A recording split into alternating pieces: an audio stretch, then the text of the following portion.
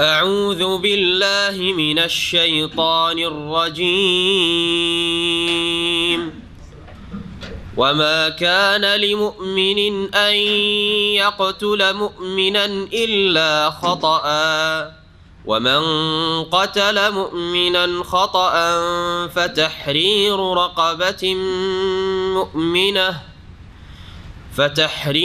رقبة مؤمنة ودية مسلمة إلى أهله إلا أن يصدقوا، فإن كان من قوم عدو لكم وهو مؤمن فتحرير رقبة مؤمنة، وإن كان من قوم بينكم وبينهم ميثاق فدية مسلمة إلى أهله وتحرير رقبة مؤمنة، فمن لم يجد فصيام شهرين متتابعين توبة من الله، وكان الله عليما حكيما. ومن يقتل مؤمنا متعمدا فجزاؤه جهنم خالدا فيها وغضب الله عليه ولعنه وأعد له عذابا عظيما. يا أيها الذين آمنوا إذا ضربتم في سبيل الله فتبينوا ولا تقولوا لمن ألقى إليكم السلام لست مؤمنا تبتغون عرض الحياة الدنيا فعند الله مغانم كثيرة كذلك كنتم من قبل فمن الله عليكم فتبينوا إن الله كان بما تعملون خبيرا. السلام عليكم ورحمة الله وبركاته. بسم الله الرحمن الرحيم. الحمد لله رب العالمين والصلاة والسلام على سيد المرسلين نبينا محمد وعلى آله وصحبه أجمعين. أما بعد فأعوذ بالله من الشيطان الرجيم. وما كان لمؤمن أن يقتل مؤمنا إلا خطأ، ومن قتل مؤمنا خطأ فتحرير رقبة مؤمنة ودية مسلمة إلى أهله إلا أن يصدقوا، فإن كان من قوم عدو لكم وهو مؤمن فتحرير رقبة مؤمنة، وإن كان من قوم بينكم وبينهم ميثاق فدية مسلمة إلى أهله وتحرير رقبة مؤمنة، فمن لم يجد فصيام شهرين متتابعين توبة من الله وكان الله عليما حكيما। মহান আল্লাহর সমস্ত প্রশংসা যে আল্লাহ পাক রব্বুল আলামিন একমাত্র বিধানদাতা, তার আদেশ নিষেধ পালন করাই হচ্ছে তার ইবাদত বন্দেগী করা। আল্লাহ পাক রব্বুল আলামিন যেসব বিধিবিধানে কল্যাণ রয়েছে তাই আল্লাহ পাক নাযিল করেছেন, যা আমাদের জন্য জায়েজ করেছেন তাতেও কল্যাণ রয়েছে, যা আমাদের জন্য নাজায়েজ অবৈধ করেছেন সেগুলি থেকে বেঁচে থাকাই কল্যাণ রয়েছে। সালাত এবং সালাম নাজিল হুসেন মুহাম্মদুর রাসূলুল্লাহ সাল্লাল্লাহু আলাইহি সাল্লামের প্রতি, যিনি কোরআন কারীমের তার কথা কাজের দ্বারা, আমলের দ্বারা, আখলাক চরিত্রের দ্বারা তাফসীর করেছেন। কানা রাসূলুল্লাহ সাল্লাল্লাহু আলাইহি ওয়াসাল্লাম খুলুকুল কোরআন, রাসূলুল্লাহ সাল্লাল্লাহু আলাইহি সাল্লামের চরিত্রই ছিল কোরআন কারীমের বাস্তবায়ন করা।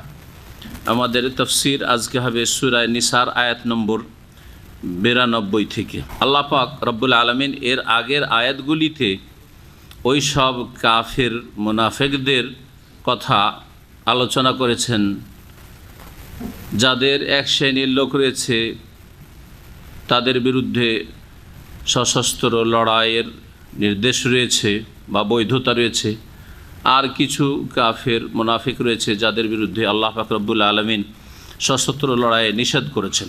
এই বিষয়গুলি গত সপ্তাহে তাফসীরে এসেছে। তারপরে আল্লাহ পাক মুমিনদের কথা বর্ণনা করছেন যে মুমিনদের বিরুদ্ধে অস্ত্র ধারণ করা, লড়াই করা বা মুমিনকে হত্যা করা এর বিধান কি। মানুষের হত্যা বা মুমিনের হত্যা দুই রকম, একটা হচ্ছে ভুলবশত আর একটা হচ্ছে ইচ্ছাকৃত। প্রথম ভুলবশত হত্যা হলে কাতলে খাতা, ভুলবশত হত্যা হলে তার বিধিবিধান কি আল্লাহ পাক বর্ণনা করেছেন। আর তারপরে যদি ইচ্ছাকৃত কেউ কোনো মুমিন মুসলিমকে খুন করে তাহলে তার জন্য আল্লাহ পাকের আযাব শাস্তি কি রয়েছে বর্ণনা করেছেন। মহান আল্লাহ ইরশাদ করেছেন, ওমা কানা লিমুমিনিন আন ইয়াকতুলা মুমিনা, কোনো মুমিনের জন্য এটা হতেই পারে না যে কোনো মুমিনকে খুন করবে। মুমিন কখনো কোনো মুমিন মুসলিমকে খুন করতে পারে না। তাহলে মুমিনকে যারা খুন করে তারা আসলে তাদের ঈমানি চরিত্র নেই, বরং কুফরি চরিত্র রয়েছে। এটা কুফরির দাবি হইতে পারে, যে কুফরির দাবি যে মুমিনকে খুন করতে পারে, কাফের মুমিনকে খুন করতে পারে, কিন্তু মুসলিম কোনো মুসলিমকে খুন করবে এটা হতেই পারে না। ইল্লা খাতাআ, তবে ভুলবশত হইতে পারে, ভুলবশত অনিচ্ছাকৃত। কেমন ভুলবশত হত্যা হয় মুমিনকে হত্যা করা? যেমন আজকালকার গাড়ির যুগে অ্যাক্সিডেন্ট, আপনি রাস্তা দিয়ে উদ্দেশ্য গাড়ি চালানো, হঠাৎ করে সামনে কোনো লোক পড়ে গেছে, আপনি হয়তো দেখতেই পাননি যে ব্রেক করবেন, অথবা ব্রেক করেছেন কিন্তু এমনভাবে এসছে আর থামতে পারলেন না, গাড়ি দিয়ে তাকে মেরেই দিলেন। তো এটি ইচ্ছা করে মারলেন কি? এটা হচ্ছে কাতলে খাতা বা ভুলবশত হত্যা। আপনার দ্বারাই হত্যা হলো, লোকটি মারা গেল, কিন্তু সেটা ভুলবশত। এর বিধান কি? এছাড়া যে কোনো যুগের, নবী সাল্লাল্লাহু আলাইহি ওয়াসাল্লামের যুগের, যে কোনো যুগের মানব জাতির ইতিহাসে এইরকম একটা উদাহরণ দিই। আপনি গাছে কোনো একটা আম পাড়ার জন্য, ফল পাড়ার জন্য পাথর ছুঁড়েছিলেন, পাথরটা ফলকে না লেগে হঠাৎ করে গিয়ে মানুষকে লেগে গেছে। মানুষকে মারা উদ্দেশ্য ছিল না, মানুষকে উদ্দেশ্য করে মারেননি, লেগে গেছে, মানুষকে মারা গেল। এটা কি? আপনার দ্বারা তো খুন হইল লোকটি, কিন্তু আপনি কি খুন করার ইচ্ছা করেছেন? ইচ্ছাকৃত না, এটা কি? ভুলবশত, কাতলে খাতা। জি, একে কাতলে খাতা বলা হয়। আর একটা বলছি উদাহরণ, আপনি ওই লোকটিকে মারছিলেন, যে লোকটি আপনার মারার কারণে মারা গেল, কিন্তু আপনি এমন অস্ত্র দিয়ে মারেননি যাতে সাধারণত মানুষ মারা যায়। এটা এই ছোট পাথর মেরেছেন, গিয়ে যে কোনখানে লাগলো, হঠাৎ করে লোকটা পড়ে মারা গেল। হতে পারে না? পারে না। একটা ঘুষি মারলে মানুষ কি সাধারণত মারা যায়? মারা যায় না। একটা ঘুষি মেরেছেন, হঠাৎ করে মরে গেল লোকটি। আগেরটার থেকে এটার পার্থক্যটা কি? আগেরটায় ওই লোকটিকে ইচ্ছা করে মারেননি, অন্য কিছুকে মারছিলেন, বা আপনি গাড়ি চালাচ্ছিলেন, গিয়ে ওকে লেগে গেল বা মারা গেল লোকটি, তাই না? মারছিলেন ফলের গাছে, কিন্তু লোকটিকে লাগলো, মারা গেল। হয়তো কোনো ভারী জিনিস যেটা মানুষকে লাগলে মারা যাবে, যেমন গাড়ির ধাক্কা মানুষকে লাগলে মারা যাবে, কিন্তু গাড়িতে ধাক্কা দেওয়া উদ্দেশ্য ছিল না। এটা হচ্ছে কাতলে খাতা, ভুলবশত। কিন্তু আর একটি ভুল হচ্ছে যেটাকে শিবে আমাদ, মানে পুরোপুরি ইচ্ছাকৃত নয়, কিন্তু ইচ্ছাকৃতর মতো, ইচ্ছাকৃত নয়, এটাও ভুল, এটাও ভুলবশতই। আসলে মারছিলেন এমন কিছু দিয়ে যেটাতে সাধারণত মানুষ মারা যায় না, কিন্তু লোকটি মারা গেল। এখানে দাম্মাম সিকো মার্কেটের পাশে একটা ঘটনা ঘটেছে, যেই কেসে আমি কোর্টে ছিলাম অনেক আগে, আজকে 12-14 বছর আগে। এক লোক ইন্ডিয়ান অথবা বাংলাদেশি, সম্ভবত বাংলাদেশি ছিল, দুজনে গাড়ি চালাচ্ছিল অথবা কিছু, একজন আরবিয়ান বুড়ো আর ওই লোক সে। তারপরে আরবিয়ান খুব মেজাজ গরম করে, বুড়া মেজাজ গরম করে, তখন দুইজনে একটু নামানামি হয় গাড়ি থেকে, দুইজনে নেমে পড়ে, আর তারপরে শুধু এক ধাক্কা দেয়, ওকে মারে। প্রথম ওই সৌদি বুড়া আগে মারে, তখনই একটু ধাক্কা দেয় প্রতিহত করতে গিয়ে। ও ধাক্কা দেওয়ায় লোকটি পড়ে যায়, পড়ে গিয়েছিল হাই প্রেশার, সাথে সাথে হার্ট অ্যাটাক করে মারা গেল, সাথে সাথে মারা গেল। কিন্তু কেস কি হলো, যে ধাক্কা দিয়েছিল যার কারণে মারা গেছে। তো সাধারণত একটা লোকে এইরকম ধাক্কা দিলে কি মরে যায়? তাহলে এই লোক কাতলে আমাদ, ইচ্ছাকৃত খুন করেনি, কিন্তু এটা কি? ইচ্ছাকৃত ধাক্কা তো দিয়েছে, এমন না যে অন্য কিছুকে ধাক্কা দিচ্ছিল, ইচ্ছাকৃত ধাক্কা দিয়েছে, এটা হচ্ছে শিবে আমাদ। এটা এক ধরনের ভুল, কিন্তু এটাকে ফোকাহে কেরামরা শিবে আমাদ বলেছেন। তাহলে কয় রকমের খুন করা হলো? একটা হচ্ছে কাতলে আমাদ ইচ্ছাকৃত, ধারালো অস্ত্র দিয়ে দিলেন একবারে, হ্যাঁ, গর্দনের ওপর। মানুষ মরে না ওতে? মারা গেল। এটা হচ্ছে ইচ্ছাকৃত খুন করা। হ্যাঁ, দিলেন গুলি করে, মারা যায় না মানুষ, মারা গেল। আরেকটা হচ্ছে যে এমন কিছু দিয়ে ওকেই মারলেন, হ্যাঁ, কিন্তু এমন কিছু দিয়ে মেরেছেন যেটাতে সাধারণত মানুষ মরে না, পাখি মরে কিন্তু মানুষ মরতে পারে না, মারা গেল। এটা হচ্ছে শিবে আমাদ। হ্যাঁ, এটাও এক ধরনের ভুল, কিন্তু সেটাকে ফোকাহারা বলেছেন ইচ্ছাকৃতের মতো, কারণ ওই লোকটিকে টার্গেট করে যেহেতু মারা হয়েছে, কিন্তু সাধারণত এতে তো মরণ হয় না। আর এটা হচ্ছে কাতলে খাতা, মারছিলেন অন্য কিছুকে বা অন্য কাউকে, লেগে গেল ওকে দিয়ে মারা গেল। হ্যাঁ, এটা হচ্ছে ভুলবশত। জি, যদি ভুলবশত হত্যা হয় তাহলে তার জন্য করণীয় কি? দুটি ফরজ কাজ রয়েছে আল্লাহ বলছেন। প্রথম কথা, মমিন কোনো মানুষকে ইচ্ছা করে মারতেই পারে না, কোনো মমিনকে। কাফেরের ক্ষেত্রেও যদি তার সাথে চুক্তি থাকে মুআহাদ, তাকে নিরাপত্তা দেওয়া হয় মুস্তামান, অথবা সে মুসলিম সংখ্যাগরিষ্ঠ দেশে সেখানে স্থায়ীভাবে বসবাস করে জিজিয়া দিয়ে জিম্মি, তাহলে তাদের খুন হালাল নয়, তাদের মারা হারাম অমুসলিমদেরকে। একমাত্র কোন কাফের হালাল? যেই কাফের আপনাকে খুন করতে চায়, হারবি। এই বিধানগুলি এর আগে আলোচিত হয়েছে। বাকি থাকলো আরেক দল মুমিন। তাহলে কাফেরদেরকে 3 ভাগে ভাগ করলাম, তারপরে 3 ভাগ না 4 ভাগে ভাগ করলাম, আর তারপরে মুমিন, মানুষকে 5 ভাগে ভাগ করা যেতে পারে। মুমিনকে কোনো মুমিন, মুসলিমকে কোনো মুসলিম খুন করতেই পারে না ইল্লা খাতা, তবে ভুলবশত হয়ে যেতে পারে। ওমান কাতালা মুমিনান খাতা, কোনো মুমিন মুসলিমকে কেউ যদি খুন করে দেয় ভুলবশত, তাহলে কি করণীয়? আল্লাহ বলছে 2টা ফরজ। ফাতাহরিরু রাকাবাতি মুমিনা, একজন মুমিন দাস অথবা দাসী স্বাধীন করতে হবে। একজন মুমিন দাস, কৃতদাস অথবা কৃতদাসী স্বাধীন করা কর্তব্য। ওয়াদিয়াতু মুসাল্লামাতুন ইলা আহলিহি, এবং মৃত নিহত ব্যক্তির পরিবারকে রক্তপণ দিতে হবে। মানে ওকে যে খুনি, সে কী করবে? রক্তপণ দেবে। রক্তপণ হচ্ছে 100 উটের মূল্য। 100 উটের মূল্য, সে বিভিন্ন স্তরের সেই উটগুলি হবে, যেগুলি ফিকার কিতাব বিস্তারিত আলোচনা এসছে। যেই লম্বা ফিকার আলোচনা আমরা এখানে করব না। এটা প্রয়োজন হবে কোথায়? আদালতে প্রয়োজন হবে, যদি ইসলামিক বিচার থাকে।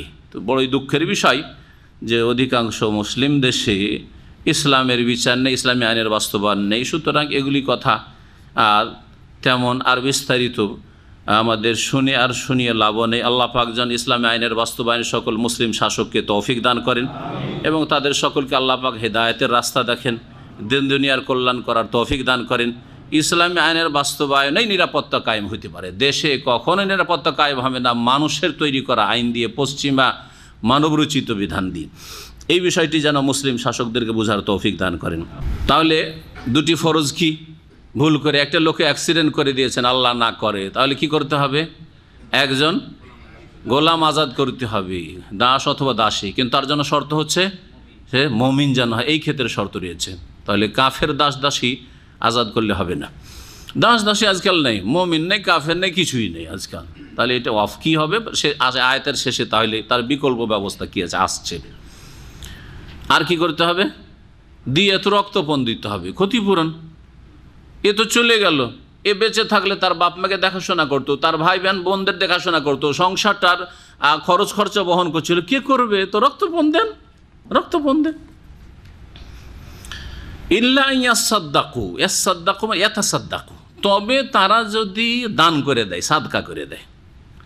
মৃতের পরিবার, নিহতের পরিবার যদি দান করে দেয়, মানে ছেড়ে মাফ করে দেয়। দান করে দেওয়া মানে এখানে ক্ষমা করে দেয়, যে এত টাকা তোমাকে লাগছিল, এত লাখ রিয়াল লাগছে, আমরা পুরোটাই ক্ষমা করে দিলাম, অথবা কিছু ক্ষমা করে দিলাম, অর্ধেক দাও, 5 লাখ লাগছে, 1 লাখ দাও। যে কোনো সমঝোতে আসতে পারে, পুরোপুরি মাফ করতে পারে, আংশিক মাফ করতে পারে, পুরোটাই দাবি করতে পারে, যে তাদের অধিকার রয়েছে। আল্লাহ পাক এই ক্ষমা করে তাকে সাদাকা বলেছেন। কেন সাদাকা বলে? আল্লাহ তো বলতে পারতেন যে ইল্লা ইয়াফু, ক্ষমা করে দিত, কারণ এখানে উৎসাহিত করা হয়েছে যে তোমার এই ক্ষমা করে দেওয়া সাদকার সওয়াব দেবে। সুতরাং হে মৃতের বা নিহতের পরিবার, তোমরা যদি এইরকম অসচ্ছল ব্যক্তি হয়, বেচারা ভেসে আছে 2-4-5 বছর ধরে জেলে, রক্তপণের টাকাও দিয়া তো দিতে পারছে না, আর নিজের পরিবারও না কেউ হয়তো মরছে অভাবে, কাজকর্ম করার সুযোগ পাচ্ছে না, তো এই ক্ষেত্রে যদি তাকে মাফ করে দাও তাহলে এটা তোমাদের সাদকা বলে গণ্য হবে। যেন উৎসাহিত করা হয়েছে একটা শব্দ দিয়ে কোরআনে কারিমে। সাদকা করলে যেমন সওয়াব রয়েছে গরিব দুঃখীকে, তেমনি এই ব্যক্তি ইচ্ছা করে যেহেতু খুন করেনি তোমাদের আপনজনকে, সুতরাং তাকে মাফ করে দাও তোমাদের পক্ষ থেকে যেন সাদাকা। ফাইন কানা মিন কওমিন আদুউন লাকুম। এখন তো ছিল মুমিনের ক্ষেত্রে এটা যে একজন মুমিন মুসলিম আরেকজন মুসলিমকে ভুলবশত মেরে দিয়েছে,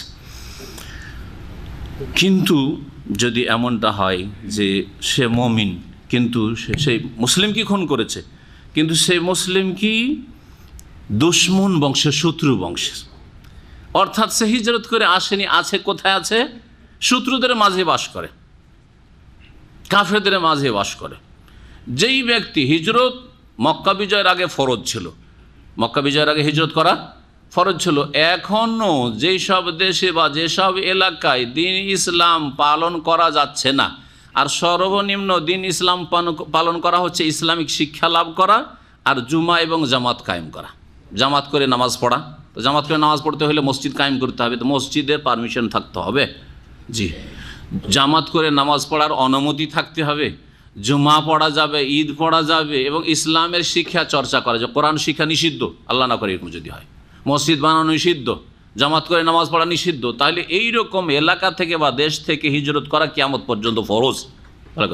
আল্লাহ পাক বলছেন ওয়াইন কানা মিন কওমিন বাইনাকুম বাইনাহুম মিসাক, আর সেই মুমিন মুসলিম যাকে ভুলবশত মেরে দেওয়া হয়েছে, ভুলবশত কোনো মুমিনের হাতে মারা গেছে, সে যদি এমন সম্প্রদায়ের মধ্যেকার হয় যে বাইনাকুম ওয়া বাইনাহুম মিসাক, তোমাদের মাঝে আর তাদের মাঝে, তার আগে একটি অংশ রয়েছে, ফাইন কানা মিন কওমিন আদুউন লাকুম, সেই মুমিন মুসলিম যদি এমন সম্প্রদায়ের সাথে সম্পর্কিত হয় যেই সম্প্রদায় তোমাদের শত্রু, তারা কাফের, শত্রু, আর শত্রুদের মাঝে বাস করে। মদিনায় যখন নবী সাল্লাল্লাহু আলাইহি ওয়াসাল্লাম হিজরত করে আসলেন, সাহাবারা মদিনায়, মক্কায় কিছু লোকেরা থেকে গেছে, মক্কায় তখন নেতৃত্ব কার? মক্কা বিজয়ের আগে কাফেরদের নেতৃত্ব, কোনো মুসলিম মক্কায় থেকে গেছে, এইরকম অবস্থা, এইরকম যদি পরিস্থিতি হয়, ওয়াহুয়া মুমিন, কিন্তু ওই ব্যক্তি যে নিহত হয়েছে সে মুমিন মুসলিম, তাহলে ফাতাহরিরু রাকাবাতি মুমিনা, তখন একটি বিষয় ফরজ হবে, সেটা হচ্ছে একজন মুমিন গোলাম বা দাসী, কৃতদাসী স্বাধীন করা। গোলাম আজাদ করার মাধ্যমে আল্লাহ পাকের সন্তুষ্টি অর্জন হবে, এবং এই যে অন্যায় আপনার দ্বারা হয়ে গেছে যদিও ভুলবশত, তার কাফফারা হিসাবে সেটা গণ্য হবে। বোঝা গেছে? আর একটা ফরজ কি ছিল? মুমিনকে ভুলবশত মেরে দিলে দিয়াত দেওয়া। তো রক্তপণ দেব কাকে? কারণ তার বংশধর আত্মীয় সব হচ্ছে মুসলিমদের শত্রু। যদি এখানে এই বিধান থাকতো যে ওদেরকে রক্তপণ দিয়ে দাও, তো এই রক্তপণ নিয়ে কারা লাভবান হবে? কুফরি শক্তি লাভবান হবে। এই অর্থকে ইসলামের বিরুদ্ধে ব্যয় করবে না, কার শত্রু হারবি যুদ্ধ লাগিয়ে রেখেছে, সুতরাং ইসলামের বিরুদ্ধে তখন বা মুসলিমদের বিরুদ্ধে অস্ত্র খরিদ করবে, হ্যাঁ, জি হ্যাঁ, শক্তিশালী হবে না, তখন আর তাদেরকে দিয়ে দেওয়া যাবে না। কারণ দিয়ার থেকে উপকৃত মৃত ব্যক্তি নয়, কে? মৃত ব্যক্তির যারা জীবিত আত্মীয় স্বজন কাফের, দুশমন, আদুউন লাকুম, তোমাদের শত্রু, সুতরাং এই ক্ষেত্রে একটি ফরজ। ওয়াইন কানা মিন কওমিন বাইনাকুম ওয়া বাইনাহুম মিসাক, আর যদি সেই মুমিন নিহত ব্যক্তি এমন সম্প্রদায়ের সাথে সংশ্লিষ্ট হয় যে তোমাদের মাঝে আর তাদের মাঝে চুক্তি রয়েছে, তারাও কাফের কিন্তু একটা চুক্তি আছে যে তোমরা আমাদের ওপর অস্ত্র ধারণ করবে না আর আমরা তোমাদের বিরুদ্ধে অস্ত্র ধারণ করবো না, একটা চুক্তি আছে, হ্যাঁ, সন্ধি চুক্তি আছে, আমাদের মাঝে কোনো লড়াই যুদ্ধ বা মারামারি হবে না, কেউ কারো ক্ষতি করবে না, তাহলে আল্লাহ বলছেন ফাদিয়াতু মুসাল্লামাতুন ইলা আহলিহি ওয়া তাহরিরু রাকাবাতিন মুমিনা, তখন দুটো জিনিস ফরজ হবে। কি? হ্যাঁ, একজন দাস অথবা দাসী স্বাধীন করা কাফারা হিসাবে, আর দিয়াত দিতে হবে কাকে? তার পরিবার পরিজনকে, যদিও তার পরিবার পরিজন তারা হচ্ছে কাফের, কিন্তু তারা শত্রু নয়, তাদের সাথে সন্ধি চুক্তি হয়ে আছে, তারা এই অর্থকে ইসলাম মুসলিমের বিরুদ্ধে ব্যবহার করবে না। আল্লাহ পাক রব্বুল বলছেন যে কারো কাছে যদি দাস দাসী ক্রয় করার পয়সা না থাকে, অথবা দাস দাসী পাওয়া না যায়, যেমন আজকাল পয়সা আছে কিন্তু পাওয়া না যায়, দাস দাসী নেই তার কাছে, দাস দাসী ক্রয় করার পয়সা নেই, অথবা দাস দাসীর যুগই নেই, এখন নেই দাস দাসী, কৃত দাসী নেই, কি করতে হবে তাহলে? কাফারা হিসাবে আল্লাহ বলছেন ফামাল্লাম ইয়াজিদ, কেউ যদি দাস অথবা দাসী মুমিন স্বাধীন না করতে পারে বা না পায়, ফাসিয়ামু শাহরাইনি, 2 মাস সিয়াম রোজা রাখবে, মুতাতাবিআইনি, একাদিক্রমে একটানা রোজা রাখতে হবে বিনা কোনো বিরতিতে। শরীয়তে যেই বিরতিগুলি দেওয়া হয়েছে সেই বিরতি ছাড়া আর কোনো বিরতি না। শরীয়তে কি বিরতি দেওয়া হয়েছে? রমজান মাসের রোজা কোন ক্ষেত্রে আপনি ছাড়তে পারবেন? অসুস্থ হলে আর সফরে। তাহলে এই 2 মাস যে কাফারার রোজা রাখবে, এতে যদি এর মাঝখানে কোনো সফর হয় তাহলে রোজা ছাড়তে পারবে, অসুস্থ হয়ে পড়ে তাহলে রোজা ছাড়তে পারবে, তারপরে আবার কন্টিনিউ করবে, আগে যতটা রেখেছিল তারপরে বাকিটা কন্টিনিউ করবে। আর বিনা ওজরে সুস্থ আর সফরেও যায়নি বাড়িতে, তারপরে মাঝখানে একদিন যদি ছেড়ে দেয় আবার নতুন করে শুরু করতে হবে। 30-40টা রোজা রাখার পরে একদিন দিল ছেড়ে, এমনিতে বিনা ওজরে রোজা রাখলো না, তাহলে আবার নতুন করে 60 রোজা রাখতে হবে। কত কঠোর বিধান এই ক্ষেত্রে রয়েছে। কারণ বড় ধরনের একটা অন্যায় হচ্ছে, একজন মমিন তোমার হাতে খুন হয়েছে, আর ইচ্ছা করে না করবে, তোমার হাতে একজন মমিন খুন হয়েছে, হত্যা হয়েছে, সুতরাং তোমার উপর এই কাফারা রয়েছে শক্ত।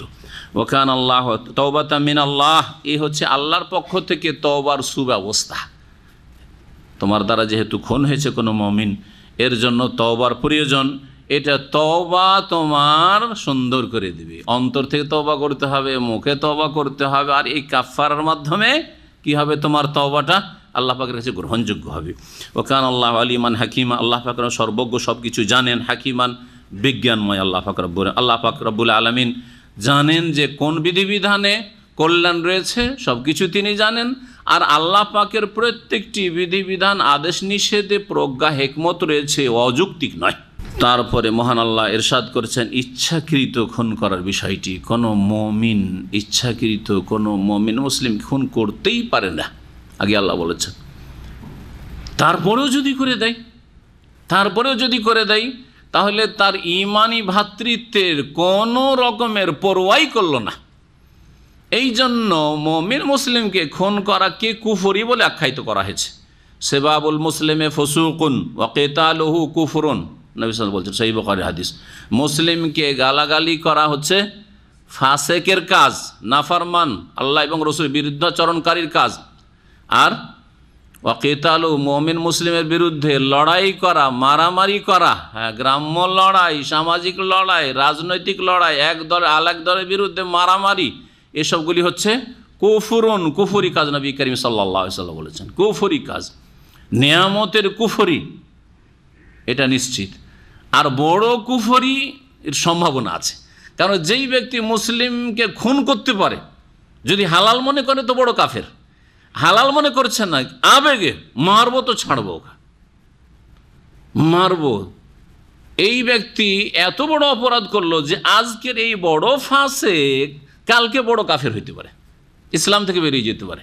যে ব্যক্তি মুসলিমকে খুন করার জন্য দুঃসাহসিকতা দেখাতে পারে, তার দুনিয়ার স্বার্থের জন্য, জমি জায়গার জন্য, অথবা নেতৃত্বের জন্য, অথবা অন্য কোনো দুনিয়ার গরজ স্বার্থের জন্য, সেই ব্যক্তি কুফরির মতো অপরাধ করলো, বড় কাফের হয় না। কখন বড় কাফের হয়? হালাল মনে করলে।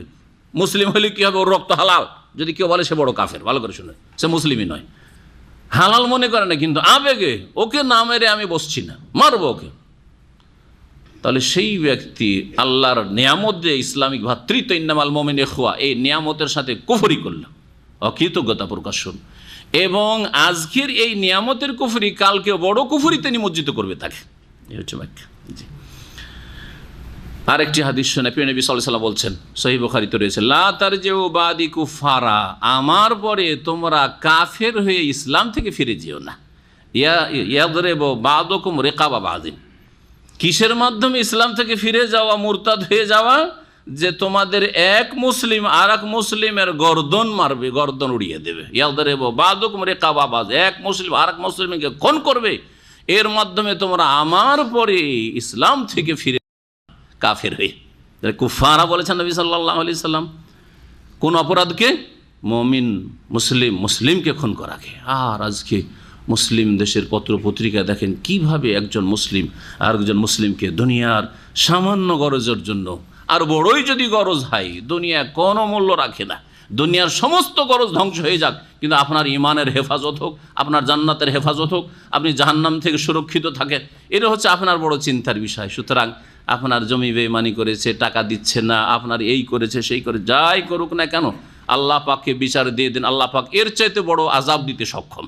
আপনি তো ওকে খুন করলেন, এর চাইতে বড় আযাব, ওর ওপরে আযাব, ওর পরিবারের ওপরে আযাব, ওর কিয়ামত পর্যন্ত ওই বংশের ওপর আযাব আল্লাহ দিতে পারেন না?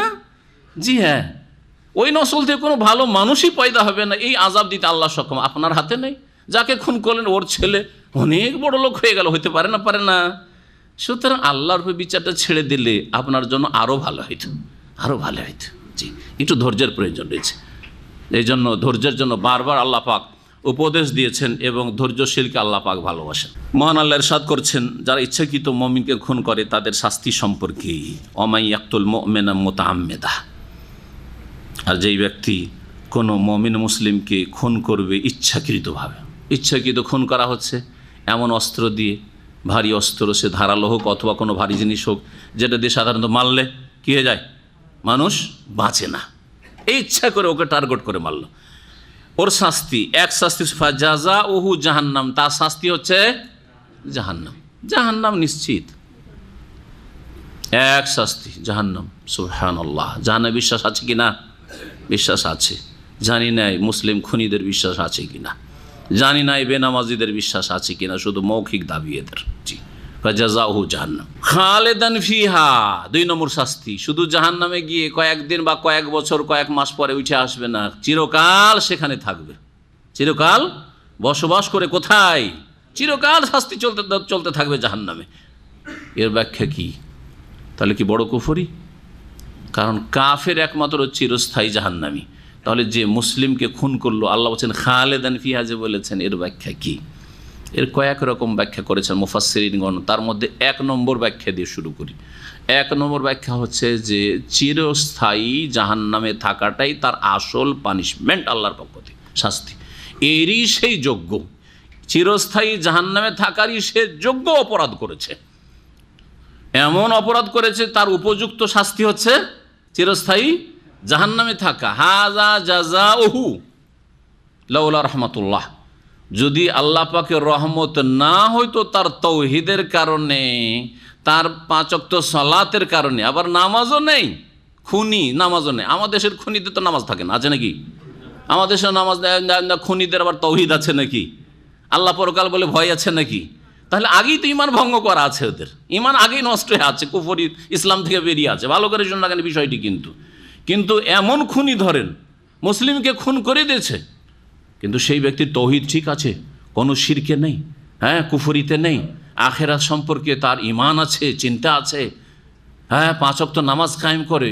তার দ্বারা হয়তো ইচ্ছাকৃত খুন হয়ে গেছে আবেগে বা কোনো কিছুতেই, হ্যাঁ, শয়তান তাকে প্ররোচিত করেছে, তার আসল শাস্তি হচ্ছে চিরকাল জাহান্নামের। কিন্তু আল্লাহ পাকের রহমত রয়েছে মুয়াহ্হিদের ওপর, মুসল্লির ওপর, যে চিরকাল রাখবেন না, চিরকালকে আল্লাহ পাক দীর্ঘকালে রূপান্তরিত করবেন, অথবা দুনিয়ার কোনো শাস্তি দিয়ে তার কাফফারা করে দেবেন, অথবা নবী সাল্লাল্লাহু আলাইহি ওয়াসাল্লামের শাফাতে তার কিছু হবে, দিয়ে তার আযাব হালকা হতে পারে।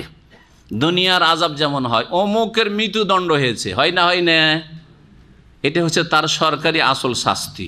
তারপরে দেখা গেল যে তার মৃত্যুদণ্ডকে রূপান্তরিত করা হইলো, বদলে দেওয়া হলো কিসে? যাবজ্জীবন কিসে? জেলে, হ্যাঁ, আজীবন জেলে, 15 বছর জেলে। কিন্তু আসল শাস্তিটা কি ছিল? মৃত্যুদণ্ড। ঠিক ওই রকমই আল্লাহ পাকের পক্ষ থেকে খুনির, মুসলিমকে যে খুন করে, তার আসল শাস্তি চিরকাল জাহান্নামে থাকা। কিন্তু যেমন বললাম, তাওহীদ ঠিক থাকে, 5 ওয়াক্ত সালাত যদি ঠিক থাকে, আখিরাতের প্রতি ঈমান ঠিক থাকে, তাহলে হতে পারে যে আল্লাহ পাক রব্বুল আলামিন বিভিন্ন উপায়ে তার আযাবকে চিরস্থায়ী করবেন না, চিরস্থায়ী একমাত্র কাফের হবে। কিন্তু সেই খুনি যদি ঈমান ভঙ্গকারী হয়, হ্যাঁ, বিভিন্ন কারণে, তাহলে সে অলরেডি চিরস্থায়ী জাহান্নামে যাওয়ার হকদার হয়ে আছে। আর এই খুন করা তার আযাবকে আরও আযাবের উপর বৃদ্ধি করবে। জিদনাহুম আযাবান ফাওকাল আযাব, আল্লাহ যেমন কোরআনে বলেছে, আযাবের উপর আযাব বৃদ্ধি পাবে। আর একটি ব্যাখ্যা, খালেদান মানে হচ্ছে চিরকাল, এটা একটা অর্থ। আর একটা হচ্ছে দীর্ঘকাল। খালেদান মানে কি? দীর্ঘকাল, এটা হচ্ছে দ্বিতীয় অর্থ। আমরা নিজের ভাষায় কিন্তু ব্যবহার করি। আমরা যারা এখানে 20-30 বছর সৌদি আরবে আছেন, তারা গ্রামে গেলে কি বলে লোকেরা? চিরকাল আপনি থেকেই গেলেন বিদেশে, আর মনে হয় ফিরবেন না চিরকাল। অথচ বয়স 60 বছর ধরেন, আর এখানে 20 বছর হয়েছে, তাহলে 40 বছর তো দেশেই কেটেছে। তো চিরকাল কোথায় হলো? কিন্তু আপনার 20-25 বছর থাকার কারণে লোকেরা কি বলছে? চিরকাল থেকেই গেলেন বিদেশে, আপনি আর ফিরবেন না। জি হ্যাঁ। তো চিরকাল মানে এখানে কি বোঝানো হয়েছে? দীর্ঘকাল বোঝানো হয়েছে। দীর্ঘকাল আযাব হবে, খুনির দীর্ঘকাল আযাব হবে। আরেকটি তাফসীর, যদি হালাল মনে করে খুন করে, খালেদান ফিহা ইনকানা মুস্তাহিল্লান, এই মুসলিমকে খুন করা হালাল। সে নিজে মুফতি সেজে খুন করল, নিজে মুফতি সেজে গেল, হালাল মনে করে খুন করলো, তাহলে চিরকাল জাহান্নাম। কারণ হারামকে হালাল যে বিশ্বাস করে সে ঈমান ভঙ্গকারী। ঈমান ভঙ্গকারী বিষয় হচ্ছে যে হালালকে হারাম মনে করে অথবা হারামকে হালাল মনে করে। কারণ হালাল করা কার কাজ? আল্লাহর কাজ। নিজেই সে আল্লাহর কাজ করা শুরু করলো, সুতরাং সে ফিরআউনের মতো সে ঈমান ভঙ্গ করল। 3টি ব্যাখ্যা করলাম খালেদান ফিহা। 2টি শাস্তি হলো, তাই না? ওয়া গাদিব আল্লাহু আলাইহি, তৃতীয় শাস্তি হচ্ছে আল্লাহ পাক রব্বুল আলামিনের ক্রোধ তার উপর হতে থাকবে। আল্লাহ কখনো তার উপর রাজি হবে না। যে মুসলিমকে খুন করেছে, না তার জীবদ্দশায় আল্লাহ রাজি হবে, না কবরের জীবনে আল্লাহ রাজি হবে, না হাসরের মাঠে আল্লাহ রাজি হবেন, না তাকে আল্লাহ পাক রাজি হয়ে জান্নাত দেবেন। গাদিব, আল্লাহর গজব, ক্রোধ হতে থাকবে, আল্লাহ তার উপর রুষ্ট হবেন। 4 নম্বর শাস্তি, ওয়া লাআনাহু, এবং আল্লাহ পাকে অভিসম্পদ লানত তার উপর হইতে থাকবে। আল্লাহর রহমত থেকে তাকে বঞ্চিত করবে। লানত মানে রহমত থেকে বঞ্চিত করার ঘোষণা। 4র্থ শাস্তি।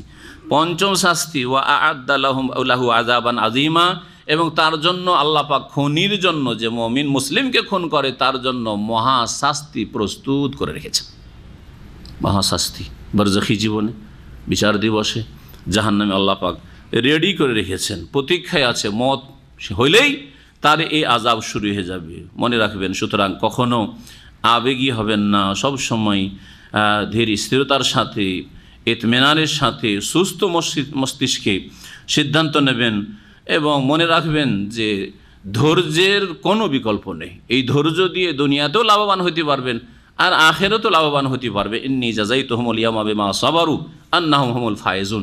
যারা ধৈর্যশীল, ধৈর্য ধারণ করেছে, যারা দুনিয়ার স্বার্থ গেছে কিন্তু আমি হাত বাড়াবো না, তাদেরকে আল্লাহ পাক কিয়ামতের দিনে ডেকে বলবেন যে এদেরকে আমি আজকে প্রতিদান দেব তাদের ধৈর্যের, এরাই হচ্ছে সফল কাম।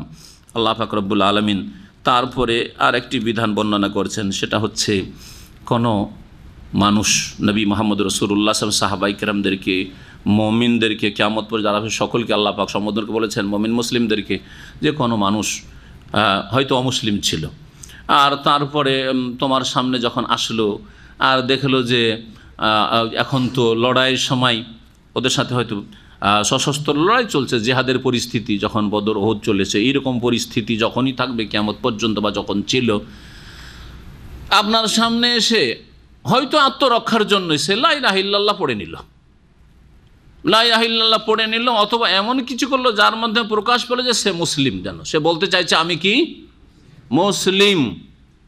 তারপরেও সন্দেহের ভিত্তিতে আপনি তাকে খুন করবেন, এটা আপনার জন্য হারাম, জায়েজ না। যতই ক্ষতি করুক না কেন, যতই বড় ক্ষতি করুক না কেন। নবী মুহাম্মদ রাসূলুল্লাহ সাল্লাল্লাহু আলাইহি ওয়াসাল্লামের এক সাহাবী বলছেন, ইয়া রাসূলুল্লাহ,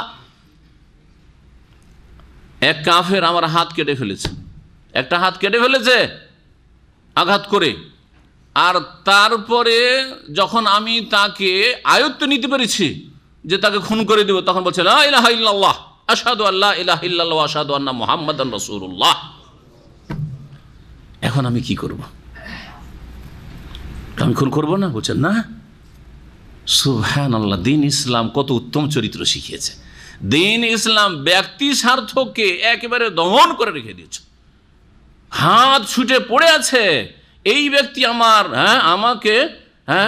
আমার হাতকে শেষ করে ফেলেছে, আমাকে হত্যা করতে চেয়েছে, পারলে আমাকে পুরোপুরি হত্যা করতো, তারপরও এই 1 মিনিটের মধ্যে কালিমা পড়ে নিয়েছে, সুতরাং তার রক্ত আমার জন্য হারাম হয়ে গেছে। আর তার হাত কাটা তো দূরের কথা, আর তাকে মেরে ফেলা তো দূরের কথা, তার 1 ফোঁটা রক্ত আমার জন্য প্রবাহিত করা হারাম। কে পারবে ধৈর্য ধারণ করতে? অত সহজ বিষয় নয়। একমাত্র ঈমানের বাঁধন যদি মজবুত থাকে, আল্লাহ ভীরু তাকওয়ার বাঁধন যদি মজবুত থাকে, তাহলে হইতে পারে। এইরকম ফেরেশতা চরিত্রের মানুষ তৈরি করেছেন নবী মুহাম্মদ রাসূলুল্লাহ সাল্লাল্লাহু আলাইহি ওয়াসাল্লাম। এমনিতে রাহমাতুল আলামিন না, নাম শুধু রাহমাতুল আলামিন, কাজে নাই এমনটা নয়। আমরা খুব দাবি তো করি, দাবি শুধু না, প্র্যাকটিক্যাল করতে, বাস্তবে পরিণত করতে হবে। সাহেব বলছেন, ইয়া রাসূলুল্লাহ, ও তো আমার হাত কেটে ফেলেছে, হাত ছুটে পড়ে আছে, আর ওকে মারবো না? বলছে, না, মারতে পারবে না। তুমি যদি এখন মেরে দাও, ইন কাতালতাহু, তুমি যদি এখন ওকে খুন করো, ফাইন্নাহু ইয়াকুনু মিসলাকা, সে তোমার মতো হয়ে যাবে, ওয়া তাকুনু মিসলাহু, তুমি তার মতো হয়ে যাবে, একটু আগে যেমন ছিল। তার মানে কি? হ্যাঁ, একটু আগে সে জাহান্নামী ছিল, তুমি জাহান্নামী হয়ে যাবে। আর একটু আগে তুমি মুসলিম ছিলে, তুমি কি হয়ে যাবে? তুমি জান্নাতি ছিলে, তুমি জাহান্নামী। জি হ্যাঁ, আল্লাহ পাক কি বলছেন শুনেন। ইয়া আইয়ুহাল্লাযীনা আমানু ইযা যারাবতুম ফি সাবিলিল্লাহি ফাতাবায়ানু, হে মুমিন সকল, তোমরা যখন আল্লাহর রাস্তায় ভ্রমণ করবে, সফর করবে। এখানে দারাবা মানে ভ্রমণ করা, সফর করা। দারাবা মানে প্রসিদ্ধ অর্থ হচ্ছে মারা, প্রহার করা। হ্যাঁ, মারা, মার দেওয়া, দর্ব, হ্যাঁ, তাই না? আর দারাবা মানে এখানে কি হলো?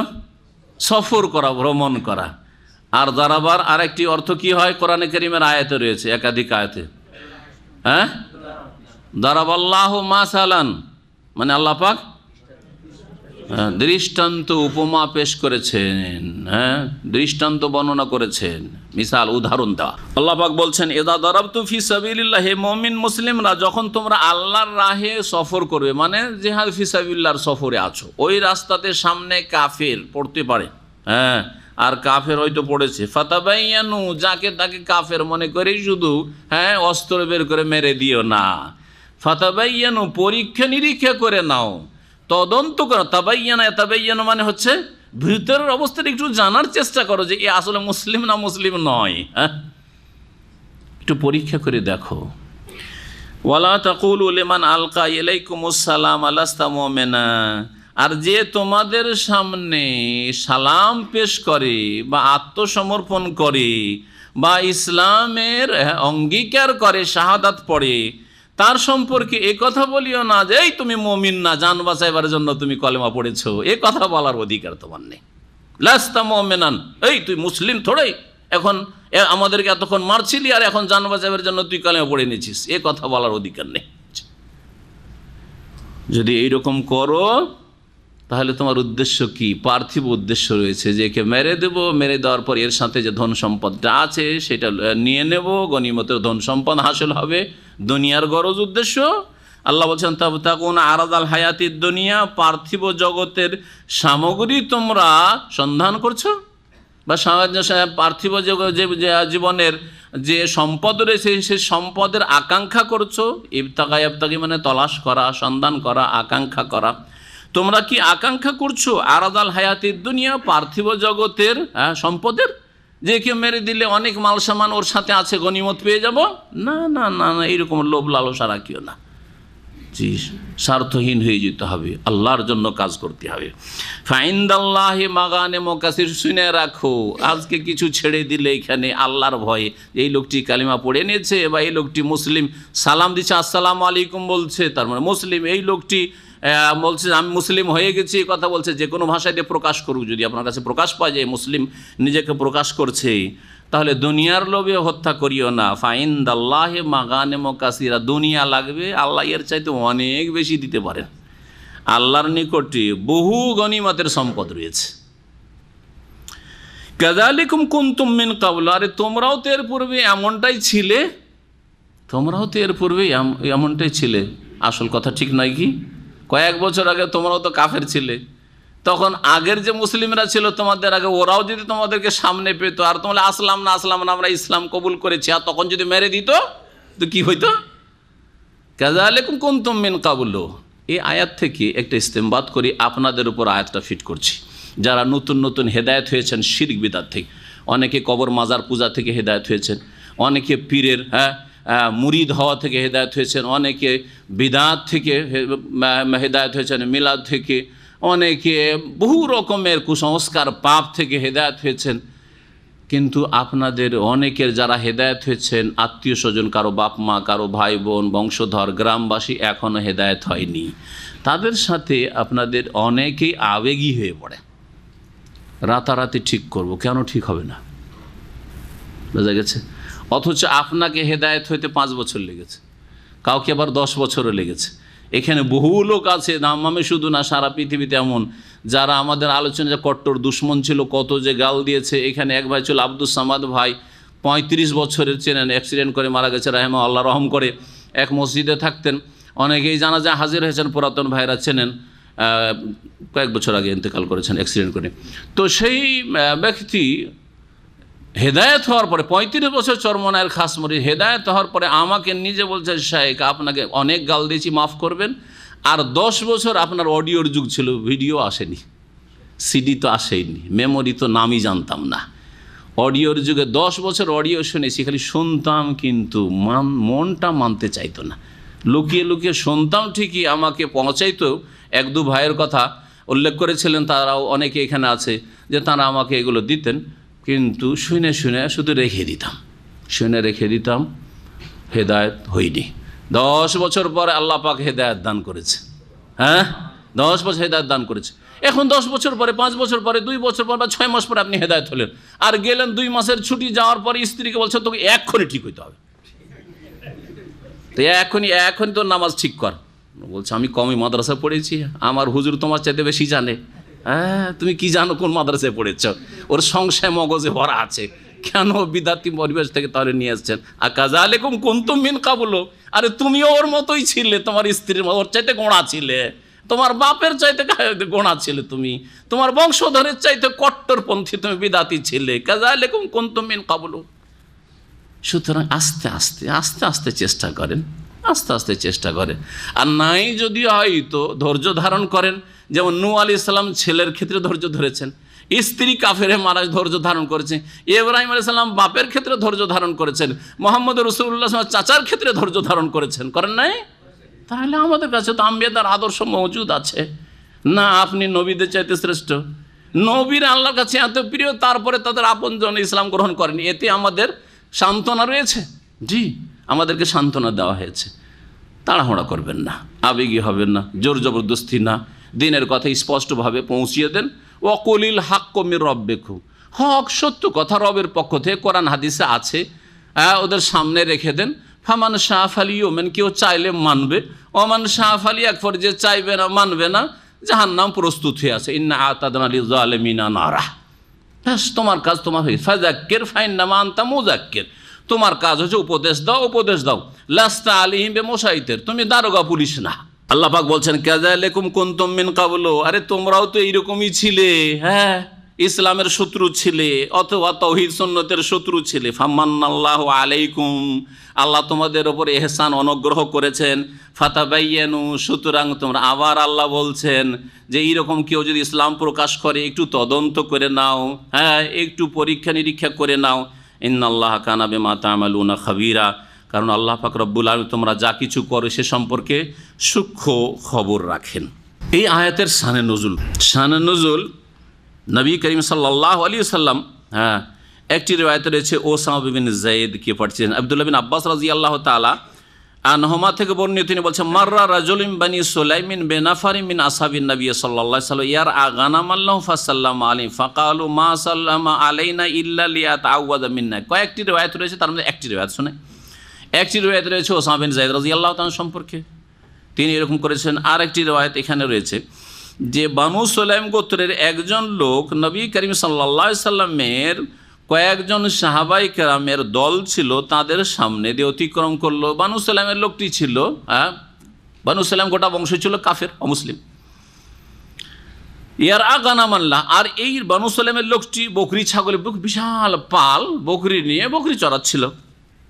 ফাসাল্লামা আলাইহিম, এই বকরির রাখাল নবী সাল্লাল্লাহু আলাইহি ওয়াসাল্লাম সাহাবীদেরকে সালাম বলল, হ্যাঁ সালাম বলল, কিন্তু এদের সন্দেহ হয়ে গেল যারে গোটা বানি সাল্লাম তো সব কাফের, আবার ইয়ে কখন থেকে মুসলিম হইল?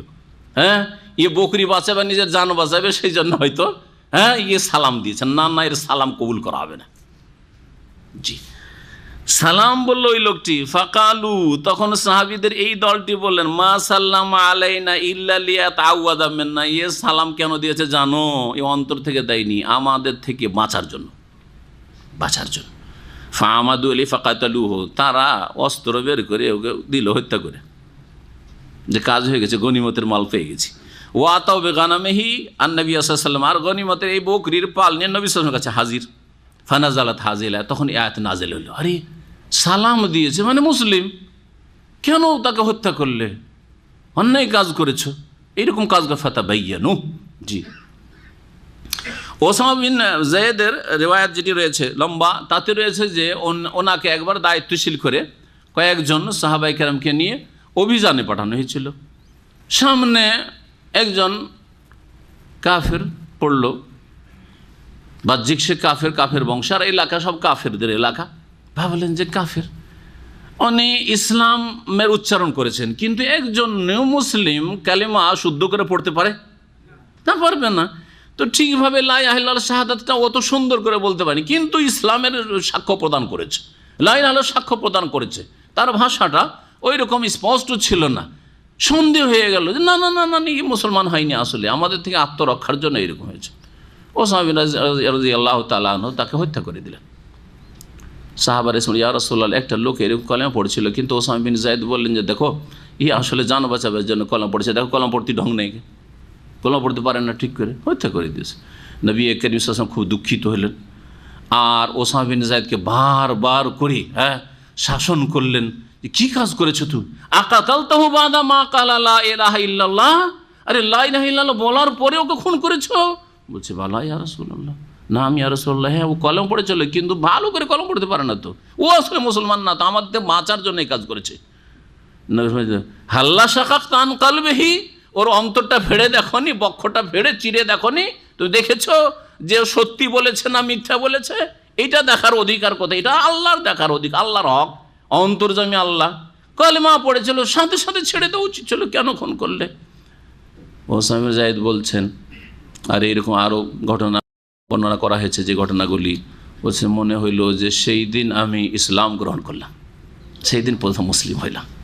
জি, নবী করিম সাল্লাল্লাহু আলাইহি ওয়াসাল্লাম এমনভাবে ধমক দিলেন আর আক্ষেপ করলেন। নবী করিম সাল্লাল্লাহু বিল মুমিনিনা রাউফুর রহিম, এক মিনিট আগেরই মুমিন হোক না কেন, কিন্তু নবী সাল্লাল্লাহু আলাইহি ওয়াসাল্লাম তার ওপর বড় দয়ালু এবং স্নেহশীল, রহমতুল্লিল আলামিন। আল্লাহ পাক রব্বুল আলামিন তারপরের আয়াতে, আয়াত নম্বর 95, তাতে বলছেন যে যারা জিহাদ ফি সাবিলিল্লাহ, যখন জিহাদ ফরজ হয়েছে, সে জেহাদের শর্তগুলি পূরণ রয়েছে, নবী সাল্লাল্লাহু আলাইহি ওয়াসাল্লামের জামানায় জেহাদ চলছিল, ওই সময় কিছু লোকেরা জেহাদে অগ্রগামী হয়ে অংশ নিত। কিছু লোক ওজর না থাকলেও তারা হয়তো সামান্য একটু কিছু আছে, ওতে একটা বাহানা করে গেল না। জেহাদের দুটি অবস্থা রয়েছে, একটা হচ্ছে জেহাদ ফারজে আইন, কখনো সবাইকে যেতে হবে, তখন তো সবাইকে যেতে হবে, আর কখনো কখনো ফারজে কেফায়া, যে গোটা মদিনাবাসীর কিছু লোক গেলে হয়, বাকি লোকেরা বাড়িতে থাক, সংসারে দেখাশোনা করুক, মদিনা দেখাশোনা করুক। এটা হচ্ছে ফারজে কেফায়ার অবস্থা, এটা হচ্ছে ফারজে কেফায়ার অবস্থা। ধরুন ফারজে আইন হলে তো সবার উপর ফরজ, যার ওজোর নেয় যদি না যায় তাহলে কাবিরা গুনাহ করলো। জি, কিন্তু ফারজে কেফায়া যখন, ওই ক্ষেত্রে কিছু লোক আগে ভাগে বেরিয়ে চলে গেল নবী সাল্লাল্লাহু আলাইহি ওয়াসাল্লামের সাথে, অর্থাৎ নবী সাল্লাল্লাহু আলাইহি ওয়াসাল্লামের হুকুমে। আর কিছু লোক ভাবলো যে যখন ফারজে কেফায়া থাক, আমরা যাব না, বাকিরা তো যাচ্ছে, আশা করি ওদের দিয়ে চলে যাবে। জি, দুই দলই কি সমান? দুই দল সমান মর্যাদার দিক থেকে, অথচ দুই দলই সাহাবী না, সমান না। গুনাহগার যদি নাও হয়, কারণ ফরজে কেফায়া আদায় হয়েছে না হয়নি? হয়েছে। আরে জানা যে আপনারা 5 ভাই, বাড়ি থেকে 2 ভাই গেলেন, 3 ভাই গেল না, ফরজে কেফায়া আদায় হয়েছে না হয়নি? হয়েছে। ওই রকমই। জি, কিন্তু কেউ যদি না যান, গোটা গ্রামবাসী, গ্রামে একজন মারা গেছে আর কেউ গেলেন না, সবাই গুনাহগার না? জি হ্যাঁ, ঠিক ওই রকম জিহাদ ফি সাবিলিল্লাহ একটা স্তর হচ্ছে ফারজে কেফায়া। তো এই দুই দল সমান নয়। জি, তবে যদি ওজোর থাকে, একজন খোঁড়া আর একজন অন্ধ, আর একজন অসুস্থ, চলতে পারে না, বিছানা থেকে উঠতে পারে না, তো জিহাদে যা করবে কি? কিন্তু অন্তরে নিয়ত আছে, আল্লাহ যদি আমাকে সুস্থ রাখতেন তাহলে আমি জিহাদে আগে ভাগে অংশ নিতাম। নেকি সমান পাবে না পাবে না? পাবে। এই বিষয়গুলি আল্লাহ পাক এই আয়াতে বর্ণনা করেছেন। আল্লাহ পাক বলছেন, লা ইয়াস্তাবিল কায়েদুনা মিনাল মুমিনিনা গায়রু উলিদ দারারি ওয়াল মুজাহিদুনা ফি সাবিলিল্লাহি বিআমওয়ালি ওয়া আনফুসিহিম। সমান হতে পারে না, অক্ষম নয় এমন বসে থাকা মুমিন মুসলিমরা। জি, আল কায়েদুনা মিনাল মুমিনিনা, বসে থাকা মুমিনরা, গায়রু উলিদ দারারি, যারা অক্ষম নাই তারা। তাহলে একদল কারা? মুমিন, আর বাড়িতে বসে থাকলো, হ্যাঁ, নিজের শহরে গ্রামে বসে থাকলো, জিহাদের ময়দানে গেল না, অথচ অক্ষম নাই, তারা সমান হতে পারে না। কাদের সমান হতে পারে না? কাদের সাথে? ওয়াল মুজাহিদুনা ফি সাবিলিল্লাহ, ওই সব লোকেরা যারা আল্লাহর রাস্তায় জিহাদে অংশ নিয়েছে, বিআমওয়ালিম, তাদের ধন সম্পদ দিয়ে, ও আনফুসিহিম, তাদের জান দিয়ে, প্রাণ দিয়ে। এই দুই দল সমান হতে পারে না। জি, আল্লাহ পাক তার বলছেন, ফাদ্দালাল্লাহুল মুজাহিদিনা বিআমওয়ালিহিম ওয়া আনফুসিহিম আলাল কায়েদিনা দারাজাহ। আল্লাহ পাক রব্বুল আলামিন শ্রেষ্ঠত্ব দান করেছেন ওই সব লোকদেরকে যারা নিজের জান এবং ধন সম্পদ মাল দিয়ে জিহাদ করে থাকে। কাদের ওপর? আলাল কায়েদিনা, বাড়িতে বসে থাকা লোকদের ওপর। দারাজা এক মর্যাদা, জান্নাতের মর্যাদাকে বোঝায়। এক মর্যাদা মানে মনে করিয়েন না যে একটা সিঁড়ি দুনিয়ার, হ্যাঁ, আমাদের ইসলাম সেন্টারে এক ধাপ সিঁড়ি, হ্যাঁ, এটাও আজকালকার ভাষায় দারাজ। দারাজ মানে সিঁড়ি, হ্যাঁ, কিন্তু দরজা মানে এটা হচ্ছে জান্নাতের একটা স্তর। জি, জান্নাতের একটা স্তর। আল্লাহ পাক রব্বুনা বলছেন, ওয়া কুল্লাম ওয়াদাল্লাহুল হুসনা, তবে প্রত্যেকের সাথে আল্লাহ পাক রব্বুল আলামিন আল হুসনা, জান্নাতের ওয়াদা করেছেন। কি করেছেন? আল হুসনা তাফসীর হচ্ছে জান্নাত। আরেকটি আয়াত রয়েছে, লিল্লাযিনা আহসানুল হুসনা, যারা সৎকর্মশীল তাদের জন্য আল হুসনা রয়েছে। জান্নাতের একটি নাম হচ্ছে আল হুসনা, মানে কল্যাণ আর কল্যাণ, যেখানে কল্যাণ ছাড়া অকল্যাণ কিছু নেই, শান্তি ছাড়া অশান্তির সামান্যতম কোনো দিক নেই, একমাত্র জান্নাত। দুনিয়ার কোনো রাজাও বলতে পারবে না যে আমার অশান্তি বলে কিছু নেই, আমার টেনশন বলে কিছু নেই, হ্যাঁ, আমার মন কখনো খারাপ হয় না। আছে কেউ নাকি? জি হ্যাঁ, কেউ নেই। একমাত্র জান্নাত, যেখানে সুখ ছাড়া, শান্তি ছাড়া অশান্তির সামান্যতম কোনো গন্ধ নেই। জি, ঠিক জাহান্নাম ওর বিপরীত, যেখানে অশান্তি আর আযাব ছাড়া সামান্যতম কোনো কল্যাণের কিছুই নেই, সেখানে ঘ্রাণ নেই, কিছুই নেই সেখানে। কিন্তু দুনিয়াতে যতই কষ্ট থাকেন না কেন, যতই কষ্টে থাকেন না কেন, আপনার সামান্যতম কোনো ভালো দিক আছে, যেটা অন্যের চাইতে আপনি ভালো আছেন, অন্যের চাইতে আপনি ওই দিক থেকে ভালো আছেন, বা অনেকের চাইতে ভালো আছে। হুসনা লিল্লাযিনা আহসানুল হুসনা, যারা সৎকর্মশীল তাদের জন্য আল হুসনা, হুসনা নামক জান্নাত রয়েছে। ওয়া জিয়াদা, আর বোনাস রয়েছে, ফাও রয়েছে। জিয়াদা কি? আল্লাহ পাকের দিদার, রুইয়াত, দর্শন, আল্লাহ পাকের সাক্ষাৎ। জান্নাতে জান্নাতীরা আল্লাহকে দেখবে, এটা সবচেয়ে বড় নিয়ামত হবে। এই আয়াত প্রমাণ করে জিয়াদা। ওয়ালাদাইনা মাজিদ, জান্নাতীদের জন্য আল্লাহ বলছেন আমার পক্ষ থেকে কি রয়েছে? আরও বোনাস রয়েছে, মসজিদ। মসজিদ মানে এখানে আল্লাহ পাকের দিদার, সাক্ষাৎ। তো এখানে হুসনা, কুল্লাম ওয়াদাল হুসনা, সাহাবাই কেরাম যারা ফরজে কেফায়া আদায় করার জন্য জিহাদে গেছে, আরেক দল যায়নি, যে মদিনায় থাকি, দেখাশোনা করি, বাড়ি সংসারের, হ্যাঁ, মদিনার, তাদের সকলের সাথে আল্লাহ পাক কিসের ওয়াদা করেছেন? জান্নাতের ওয়াদা করেছেন। এই আয়াত সাহাবাই কেরামদের ফজিলতে আপনি উল্লেখ করতে পারেন। আল্লাহ পাক সকল সাহাবীর সাথে যারা নবী করিম সাল্লাল্লাহু আলাইহি ওয়াসাল্লামের সাথে সাক্ষাতে ধন্য হয়েছেন, তাদের সাথে জান্নাতের আল্লাহ পাক কি করেছেন? ওয়াদা করেছেন। ওয়া কুল্লান মানে কুল্লা ওয়াহিদি মিনাস সাহাবাতি, সাহাবায়ে কেরাম প্রত্যেকের সাথে আল্লাহ পাক ওয়াদাল্লাহুল হুসনা, আল্লাহ পাক ওয়াদা করেছেন কিসের? জান্নাতের ওয়াদা করেছেন। এই সার্টিফিকেট রাফেজি শিয়াদের বিরুদ্ধে আল্লাহ পাকের কোরআনে কারীমের, যে সাহাবায়ে কেরাম যে এক মিনিটের জন্য হয়তো নবী সাল্লাল্লাহু আলাইহি ওয়াসাল্লামকে দেখেছে, হ্যাঁ, ছোট অবস্থায় দেখেছে, নাবালক অবস্থায় দেখেছে, ছোট সাহাবী, হ্যাঁ, নবী সাল্লাল্লাহু আলাইহি ওয়াসাল্লামের যে বছর ইন্তেকাল, সেই বছরে তার ইন্তেকাল হয়েছে, কিন্তু নবী সাল্লাল্লাহু আলাইহি ওয়াসাল্লামকে দেখেছে। নবী সাল্লাল্লাহু আলাইহি ওয়াসাল্লামের ইন্তেকালের বছরে তার হয়তো জন্ম হয়েছে, অথবা সেই সময় সে দেখেছে। জি, সে হচ্ছে সাহাবী। জি, সে উপলব্ধি করুক আর নাই করুক, তাদের সকলের সাথে আল্লাহ পাক জান্নাতের ওয়াদা করেছেন। তারপর আল্লাহ পাক বলছেন ওয়াফাদ্দালাল্লাহুল মুজাহিদিন আলাল কায়েদিন আজরান আযীমা। আল্লাহ পাক শ্রেষ্ঠত্ব দান করেছেন মুজাহিদিনদেরকে, জিহাদকারীদেরকে, আলাল কায়েদিন বাড়িতে বসে থাকা লোকদের ওপর। এখানে বিনা ওজরে, আগেটা ছিল দুই জায়গায়। আগে আছে যে আল্লাহ পাক রব্বুল আলামিন মুজাহিদিনদেরকে, যারা জান মাল দিয়ে জিহাদ করে, তাদেরকে বসে থাকা লোকদের ওপর আল্লাহ এক মর্যাদার শ্রেষ্ঠত্ব দান করেছেন। দুই দলই সাহাবী, দুই দলই মুমিন, খাঁটি মুমিন, কিন্তু ফরজে কেফায়ের জন্য এক দল জিহাদে গেছে, আর এক দল যায়নি। যে ফরজে কেফায় কিছু লোক গেছে চলবে, আমার ভাই গেছে চলবে, আমার আত্মীয় স্বজন গেছে চলবে, এইরকম তাদের ওপর আল্লাহ পাক কি করেছেন? জান্নাতের এক উঁচু মর্যাদা দান করেছেন। কি এটা ছিল বিনা ওজরে। হ্যাঁ, আর এক দল রয়েছে যাদের ওজর রয়েছে, কিন্তু তাদের মনের আকাঙ্ক্ষা রয়েছে। ওজর আছে আর মনের আকাঙ্ক্ষা রয়েছে, যাব, কিন্তু আমি গিয়ে তো কিছু করতে পারবো না। নবী সাল্লাল্লাহু আলাইহি ওয়াসাল্লাম তুমি যে করবে কি, তুমি বাড়িতে থাকো। ইবনে উম্মে মাকতুম অন্ধ, খোঁড়া, আল্লাহ পাক বলছে লাইসা আলাল আমা হারাজুন, অন্ধের জন্য কোনো অসুবিধা নেই, ওয়ালা আলাল আরাজে হারাজুন, আর যেই ব্যক্তি খোঁড়া তারও কোনো অসুবিধা নেই। কিন্তু অন্তরে আছে যে আমি যদি খোঁড়া না হইতাম, অন্ধ না হইতাম, তো জিহাদ করতাম, সামান্য কীভাবে। এই মর্মে একটি হাদিস শোনাই। প্রিয় নবী মুহাম্মদুর রাসূলুল্লাহ সাল্লাল্লাহু আলাইহি ওয়াসাল্লাম সেই হাদিস বর্ণনা করেছেন। সহিহ বুখারীর হাদিস, নবী সাল্লাল্লাহু আলাইহি ওয়াসাল্লাম বলছেন, আনাস রাদিয়াল্লাহু তাআলা আনহু থেকে বর্ণিত, আন্না রাসূলুল্লাহ সাল্লাল্লাহু আলাইহি ওয়াসাল্লাম কাল ইন্না বিল মদিনাতি আকওয়ামান, মদিনায় কিছু লোকেরা রয়েছে, মাসিরতুম মিন মাসিরিন, যে কোনো তোমরা সফরে তোমরা ভ্রমণ করেছো, ওয়ালা কাতাতুম মিন ওয়াদিন, অথবা কোনো উপত্যকা মাঠ ঘাট অতিক্রম করেছো, ইল্লা ওয়াহুম মাআকুম, সেই অবস্থায় তারা মদিনায় থাকা সত্ত্বেও তোমাদের সাথে রয়েছে, ফিহে, এই সফরে।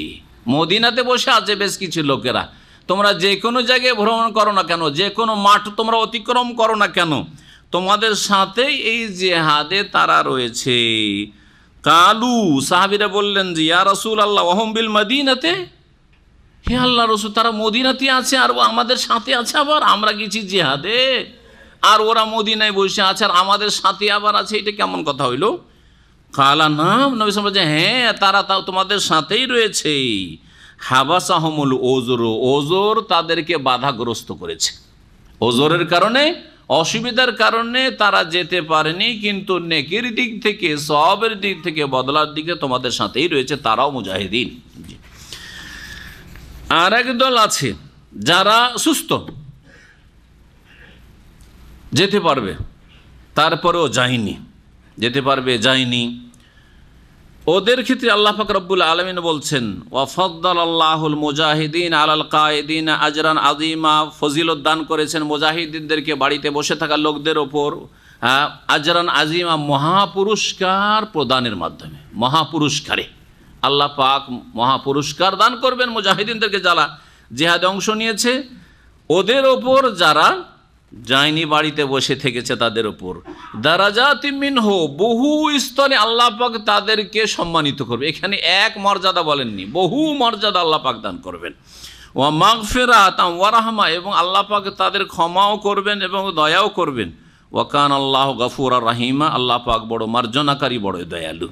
তাহলে এই শেষ অংশে মুফাসসিরিনগণ বলছেন, বোঝানো হয়েছে যারা ওজর নেই তারপরেও থেকে গেল, অথচ তাদের যাওয়াটা তাদের জন্য কল্যাণ ছিল, ইসলামের জন্য কল্যাণ ছিল, যারা গেল না তাদের উপর, যারা মুজাহিদিন গিয়েছে সশরীরে জানমাল দিয়ে জিহাদ করে, তাদেরকে বহু মর্যাদায় আল্লাহ পাক সম্মানিত করেছেন। তারপরে মহান আল্লাহ ইরশাদ করছেন, ইন্নাল্লাযীনা তাওয়াফাহুমুল মালায়েকাতু যালিমি আনফুসিহিম ক্বালু ফীমা কুনতুম ক্বালু কুন্না মুস্তাযআফিনা ফিল আরদ। এই আয়াত হচ্ছে অসহায়, দুর্বল, যারা সংখ্যাগরিষ্ঠ কাফেরদের এলাকায় বসবাস করে, তাদের কথা আল্লাহ পাক রব্বুল বর্ণনা করেছেন। তারা দুই রকমের হইতে পারে, একদল অসহায়, সেখান থেকে বের হতে পারছে না, কোনো রাস্তা পাচ্ছে না, কোনো উপায় দেখছে না, একদল। আর একদল হচ্ছে যে তারা পারবে ওখান থেকে অন্য জায়গায় চলে যেতে, যেখানে গিয়ে দ্বীনি শিক্ষা লাভ করতে পারবে, সেখানে গিয়ে দ্বীন পালন করতে পারবে, সেখানে গিয়ে দিন ইসলামের খেদমত করতে পারবে, ইসলামের প্রচার প্রসার করতে পারবে। তারপরেও কাফেরদের মাঝে দুনিয়ার স্বার্থে থেকে গেল, তাদেরকে আল্লাহ পাক জালেম বলে আখ্যায়িত করেছেন।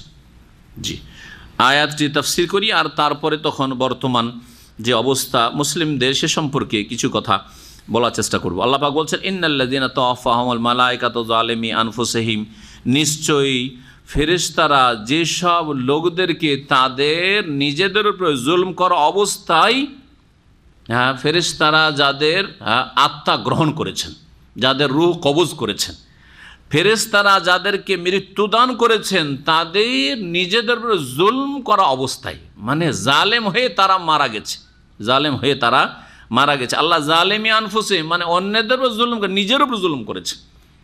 এর থেকে বোঝা গেল যে যারা অমুসলিম এলাকায় বসবাস করে স্বেচ্ছায় দুনিয়ার গরজে, অথচ মুসলিম এলাকায় হিজরত করে যেতে পারবে, তারা হচ্ছে জালেম। তারা হচ্ছে জালেম। কার উপর জুলুম করলো? নিজের। জালেমে আনফুস, অন্যের উপর জুলুম করে, নিজের উপর জুলুম করেছে, নিজের উপর জুলুম করেছে। আর ভারতে যে মুসলিমদের ওপর হিন্দুদের যে জুলুম অত্যাচারগুলি হয় অধিকাংশ ক্ষেত্রে, যেটাকে সাম্প্রদায়িক দাঙ্গা বলা হচ্ছে, এটি মিথ্যা কথা। সাম্প্রদায়িক দাঙ্গা কাকে বলে সংজ্ঞায়? সাম্প্রদায়িক দাঙ্গা মানে দুই দলই মারামারিতে লেগেছে, এ দলও মারছে ওই দলও মারছে।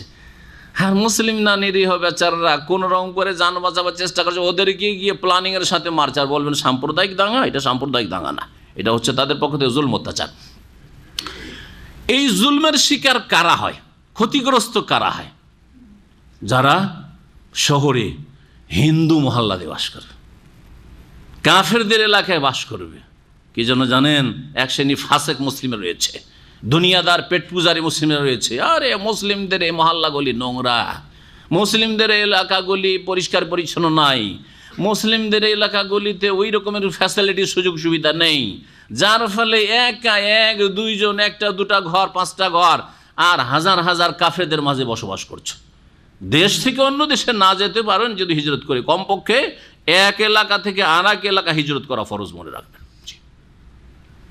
যেখানে আপনি আপনার ইমান ইসলাম ঠিক রাখতে পারছেন না, আপনার সেখানে ইজ্জতের হেফাজত, আপনার ধন সম্পদ, আপনার ইজ্জত আবরু, আপনার স্ত্রী, আপনার ছেলে মেয়ে, আপনার মা বোনের ইজ্জত আবরু হেফাজত করতে পারছেন না, সেখানে রিস্কে রয়েছে, ঝুঁকিতে রয়েছে, এইরকম জায়গায় বসবাস করবেন দুনিয়ার স্বার্থে জালেম। এদেরকে আল্লাহ কি বলছেন?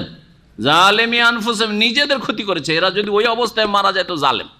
হ্যাঁ, মুসলিম এলাকায় বসবাস করছেন, কিন্তু এমন প্ল্যানিং করা হইল, প্ল্যানিং করে বাইরে থেকে হায়ার করে নিয়ে এসে, ধার করে নিয়ে এসে, কারণ স্থানীয় হিন্দুরা আবার চেনে, সুতরাং স্থানীয় হিন্দুরা হয়তো মারবে না, তখন বাইরে থেকে 200-400 কিলোমিটার দূর থেকে নিয়ে আসা হচ্ছে, এইসব প্ল্যানিং হচ্ছে, নিয়ে এসে মারা, যাতে করে না চিনতে পারে, চিনলে না মায়া হবে, চিনলে না যে এই লোকগুলি আমাদের মারছে, এরা তো আমাদের প্রতিবেশী ছিল, দূর থেকে নিয়ে আসা হচ্ছে। এইরকম করে যেমন মুসলিম মেজরিটি এলাকায়, মুরাদাবাদে, মিরাটে, ভাগলপুরে, এইরকম গুজরাটে, যেসব মুসলিম বেল্ট, যেখানে মুসলিমরা শক্তিশালী হয়েছে, ব্যবসা বাণিজ্য তাদের হাতে রয়েছে, অথবা মুসলিম সংখ্যা গরিষ্ঠ রয়েছে, এইসব এলাকায় প্ল্যানিংয়ের সাথে মারা হচ্ছে। এইরকম ক্ষেত্রে তখন জালেম হবেন না, কারণ আপনি মুসলিম এলাকাতে বসবাসের চেষ্টা করেছেন। কারণ এর চাইতে বেশি হিজরতের রাস্তা খোলা আছে কি? প্রশ্ন এটা খোলা আছে? কোন দেশে হিজরতের রাস্তা খোলা আছে বলেন? হ্যাঁ, বাংলাদেশে বর্মার কয়টা লুকি তো নিতে পারেন না, পারছেন? ধাক্কা দিয়ে আবার বিদায় করে দিচ্ছেন। হ্যাঁ, নেকড়ে বাঘ, হ্যাঁ, কুকুর শৃগালদের হাতে আবার ওইদিকে যা। হ্যাঁ, যে বার্মার জালেম কুকুর শৃগাল হিংস্র পশু এই বুদ্ধিস্টের হাতে ধাক্কা দিয়ে নারী পুরুষদেরকে বিদায় করে দিচ্ছেন। বরং অসৎ লোকেরা এখানে, নারীরা আসছে, মুসলিমরা তাদের ইজ্জতের হেফাজত কি করবে, তাদের ইজ্জত নিয়ে ছিনিমিনি খেলা করছে অসৎ পাপিষ্টরা। আল্লাহর আযাব কেন আসবে না বলেন, চিন্তা করেন। জি, কোথায় হিজরতের জায়গা কোথায় আছে? এর উপরন্তু যদি বলতে হয়, এসব দেশে তো মুসলিম যথেষ্ট সংখ্যা আছে, যারা ইউরোপ আমেরিকাতে মুসলিমেরা বসবাস করে, ওরা যদি দুনিয়ার স্বার্থে যায় যে ওখানে থাকলে আমার দুনিয়া বেশি সুখী হবে, তাহলে অবশ্যই পাবি জালিম আনফুসিহিম। কিন্তু যদি নিরুপায়, ওখান থেকে হিজরতের কোনো জায়গা নেই, ওখান থেকে হিজরতের কোনো জায়গা নেই, যাবে কোথায়? আর কে আশ্রয় দেবে? কে আশ্রয় দেবে? কোথায় আশ্রয় রয়েছে?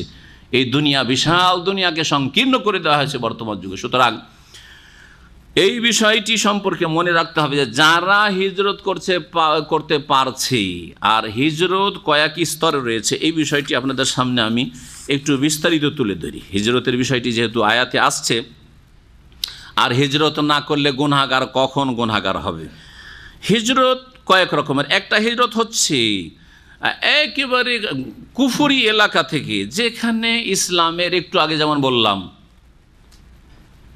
জামাত, জুমা, মসজিদ আর দ্বীনি শিক্ষা, এগুলো মৌলিক বিষয়। এগুলো হচ্ছে সর্বনিম্ন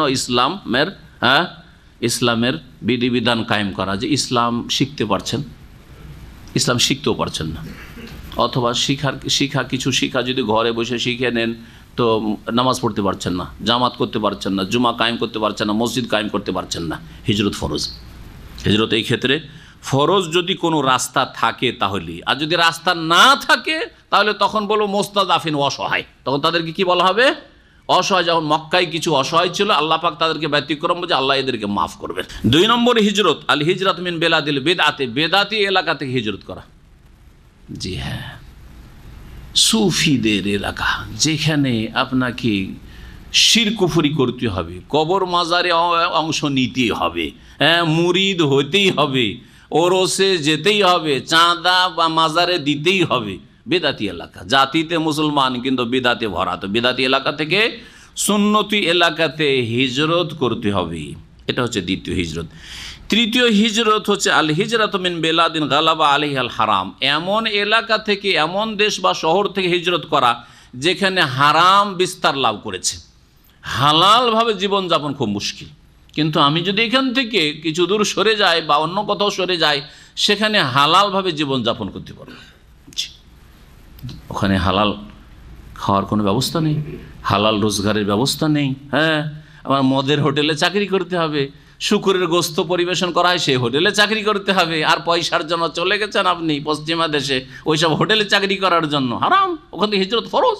জি, এইরকমই যদি দেখা যায় এইসব এলাকায় সব গ্রামে সবাই হারাম খায়, এখানে হালাল খেয়ে পেটের ভাত হবে না, আপনি ওই গ্রাম থেকে হিজরত করবেন।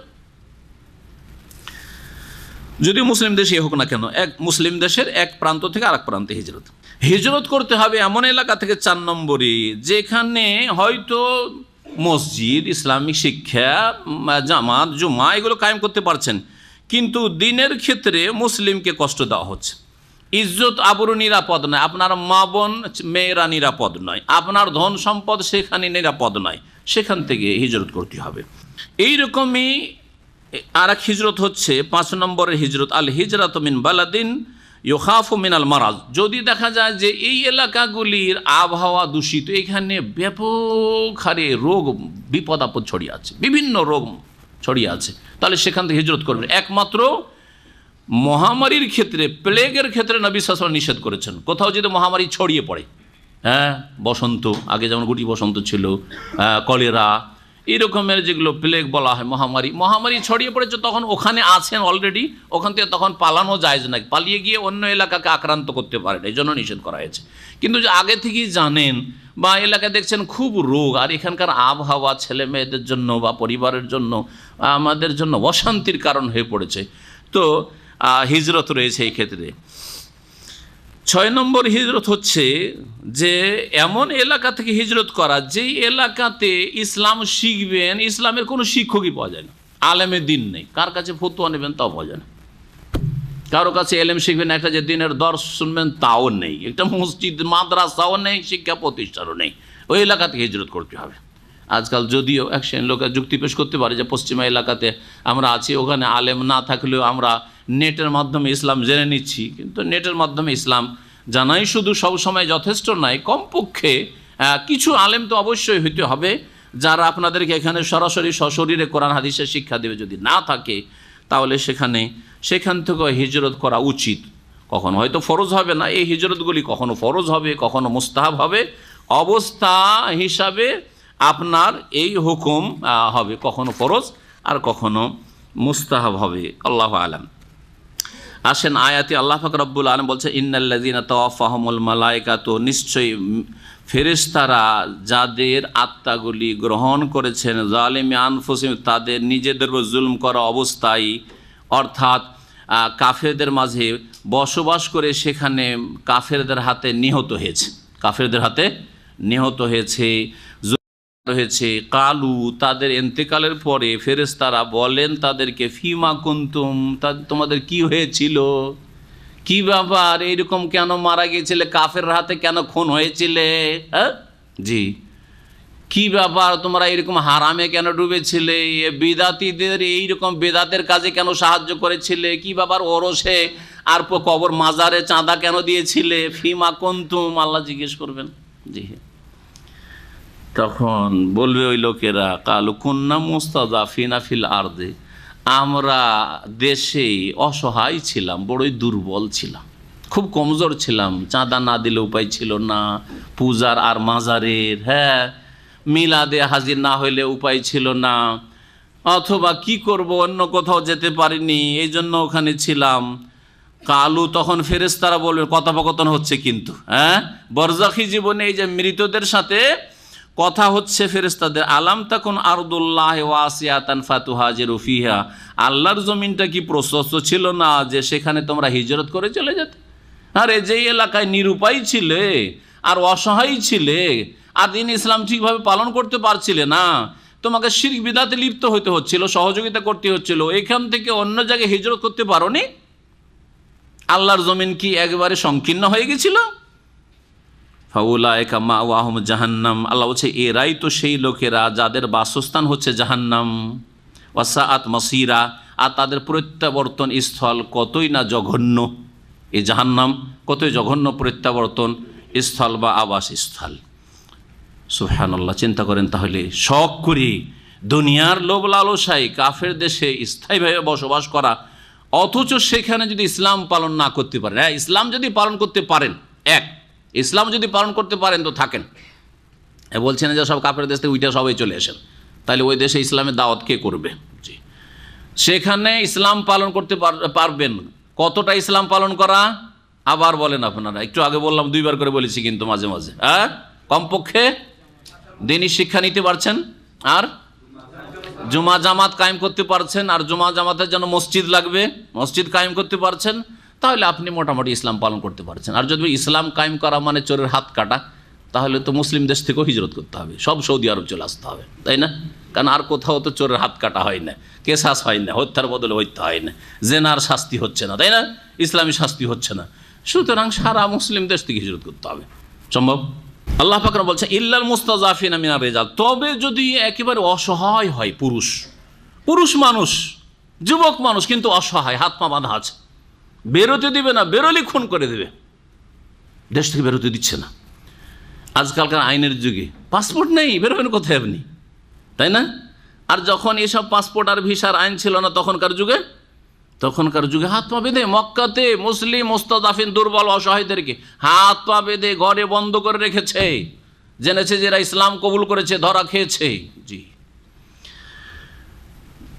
অথবা তারা নারী, মহিলারা একাই কোথায় যাবে, অসহায়। ওয়াল বিলদান, শিশুরা কোথায় যাবে? লা ইয়াস্তাতিউনা হিলাতান, কোনো উপায় তারা পাচ্ছে না, কোনো উপায় নেই এদিক ওদিকে হিজরত করার। ওয়ালা ইয়াহতাদুনা সাবিলা, আর কোনো রাস্তাও তারা চেনে না, যে কোন রাস্তায় যাব, কোথায়, কোনখানে আশ্রয় নেব, কোন জায়গায় গিয়ে বাড়ি বাঁধবো, কিছুই বুঝে না। তাহলে আল্লাহ ওদেরকে মাফ করবেন, এরা জালেম হবে না এবং এরা জাহান্নামে যাবে না, আশা করি স্পষ্ট। ফাউলাইকা আসাল্লাহু আন ইয়াফু আনহুম, এরা ওই সব লোকেরা যে সম্ভবত আল্লাহ পাক তাদেরকে ক্ষমা করে দেবেন, যারা অসহায় পুরুষ, অসহায় নারী, অসহায় যারা শিশু, আল্লাহ পাক এদেরকে মাফ করে দেবেন, যারা রাস্তাও চেনেন না, কোনো উপায়ও পাচ্ছে না। ওয়া কানা আল্লাহু আফুয়ান গাফুরা, আল্লাহ পাক বড় ক্ষমাকারী এবং মার্জনাকারী।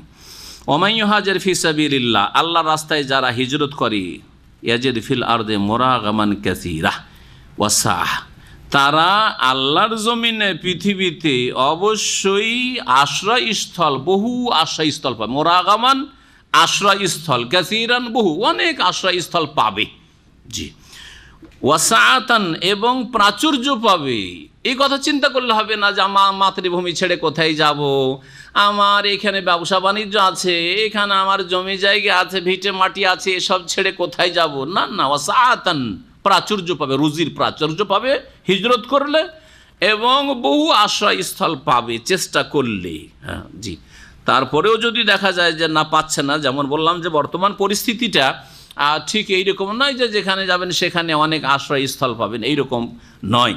আল্লাহ পাক যেন ভালো আমাদের ব্যবস্থা করেন। ওমাই ইয়াখরুজ মিন বাইতিহি মুহাজিরান ইলাল্লাহি ওয়া রাসূলিহি, আর যেই ব্যক্তি নিজের ঘর থেকে বেরোলো আল্লাহর উদ্দেশ্যে এবং রাসূলুল্লাহ সাল্লাল্লাহু আলাইহি সাল্লামের অনুসরণের উদ্দেশ্যে, আল্লাহর ইবাদত বন্দেগী করব, রসুলের তরিকায় চলবো, এই জন্য হিজরত করে বাড়ি থেকে বেরোলো, পেটের জন্য না, পয়সার জন্য না, দুনিয়ার সুখের জন্য না। সুম্মা ইউদরিকুহুল মউত, তারপরে রাস্তাতেই তাকে মৃত্যু পেয়ে গেল, গন্তব্যস্থানে হিজরত করে পৌঁছিতে পারলো না, মক্কা থেকে হিজরত করলো, মদিনা আসতে পারলো না, রাস্তাতে মারা গেল। হিজরতের নাকি পাবে না? পাবে না? আল্লাহ বলছেন পাবে। ওই রকম আপনার নিয়ত ছিল যে আমি এইসব দেশে থাকবো না, কারণ ফিতনার যুগ, এখানে থাকলে আমার দিন ইসলাম মোটেই পালন করতে পারবো না, আমার ছেলে মেয়েকেও মানুষ করতে পারবো না, এগুলো সব বেদিন হয়ে যাবে, সুতরাং আমি হিজরত করি। কিন্তু নিরুপায় আপনি রাস্তাতে হয়তো মারা গেলেন, অথবা আর যেতেই পারলেন না। আল্লাহ পাক বলছেন ফাকাদ ওয়াকা আজরুহু আলাল্লাহ, তার প্রতিদান আল্লাহর কাছে সাব্যস্ত হয়ে গেছে, তার প্রতিদান আল্লাহর কাছে সাব্যস্ত হয়ে গেছে। ওখান আল্লাহ গাফুরা রাহিমা, আল্লাহ পাক বড় মার্জনাকারী, বড় দয়ালু। তারপরে 101 নম্বর আয়াতে আল্লাহ পাক কসরের সলাতের কথা বলছেন। কসরের সলাত বুঝেন কি? কসরের সলাত কি? হ্যাঁ, 4 রাকাত বিশিষ্ট নামাজকে 2 রাকাত পড়া। তাহলে কসর চলবে জোহরে, আসরে, হ্যাঁ, এশাই, মাগরিবে চলবে না? 3কে 2 করে নেব, চলবে না? হ্যাঁ, আলহামদুলিল্লাহ জানছেন, আমার 20-22 বছর যখন বয়স, এরকম ঘটনা ঘটেছে। মাদ্রাসা ফারেক, দাওরা ফারেক, মাগরিবের কসর, মাগরিবের কসর বলছে কি ব্যাপার? মাগরিবের কসর বলছে 3 রাকাতে 2 রাকাত পড়লাম।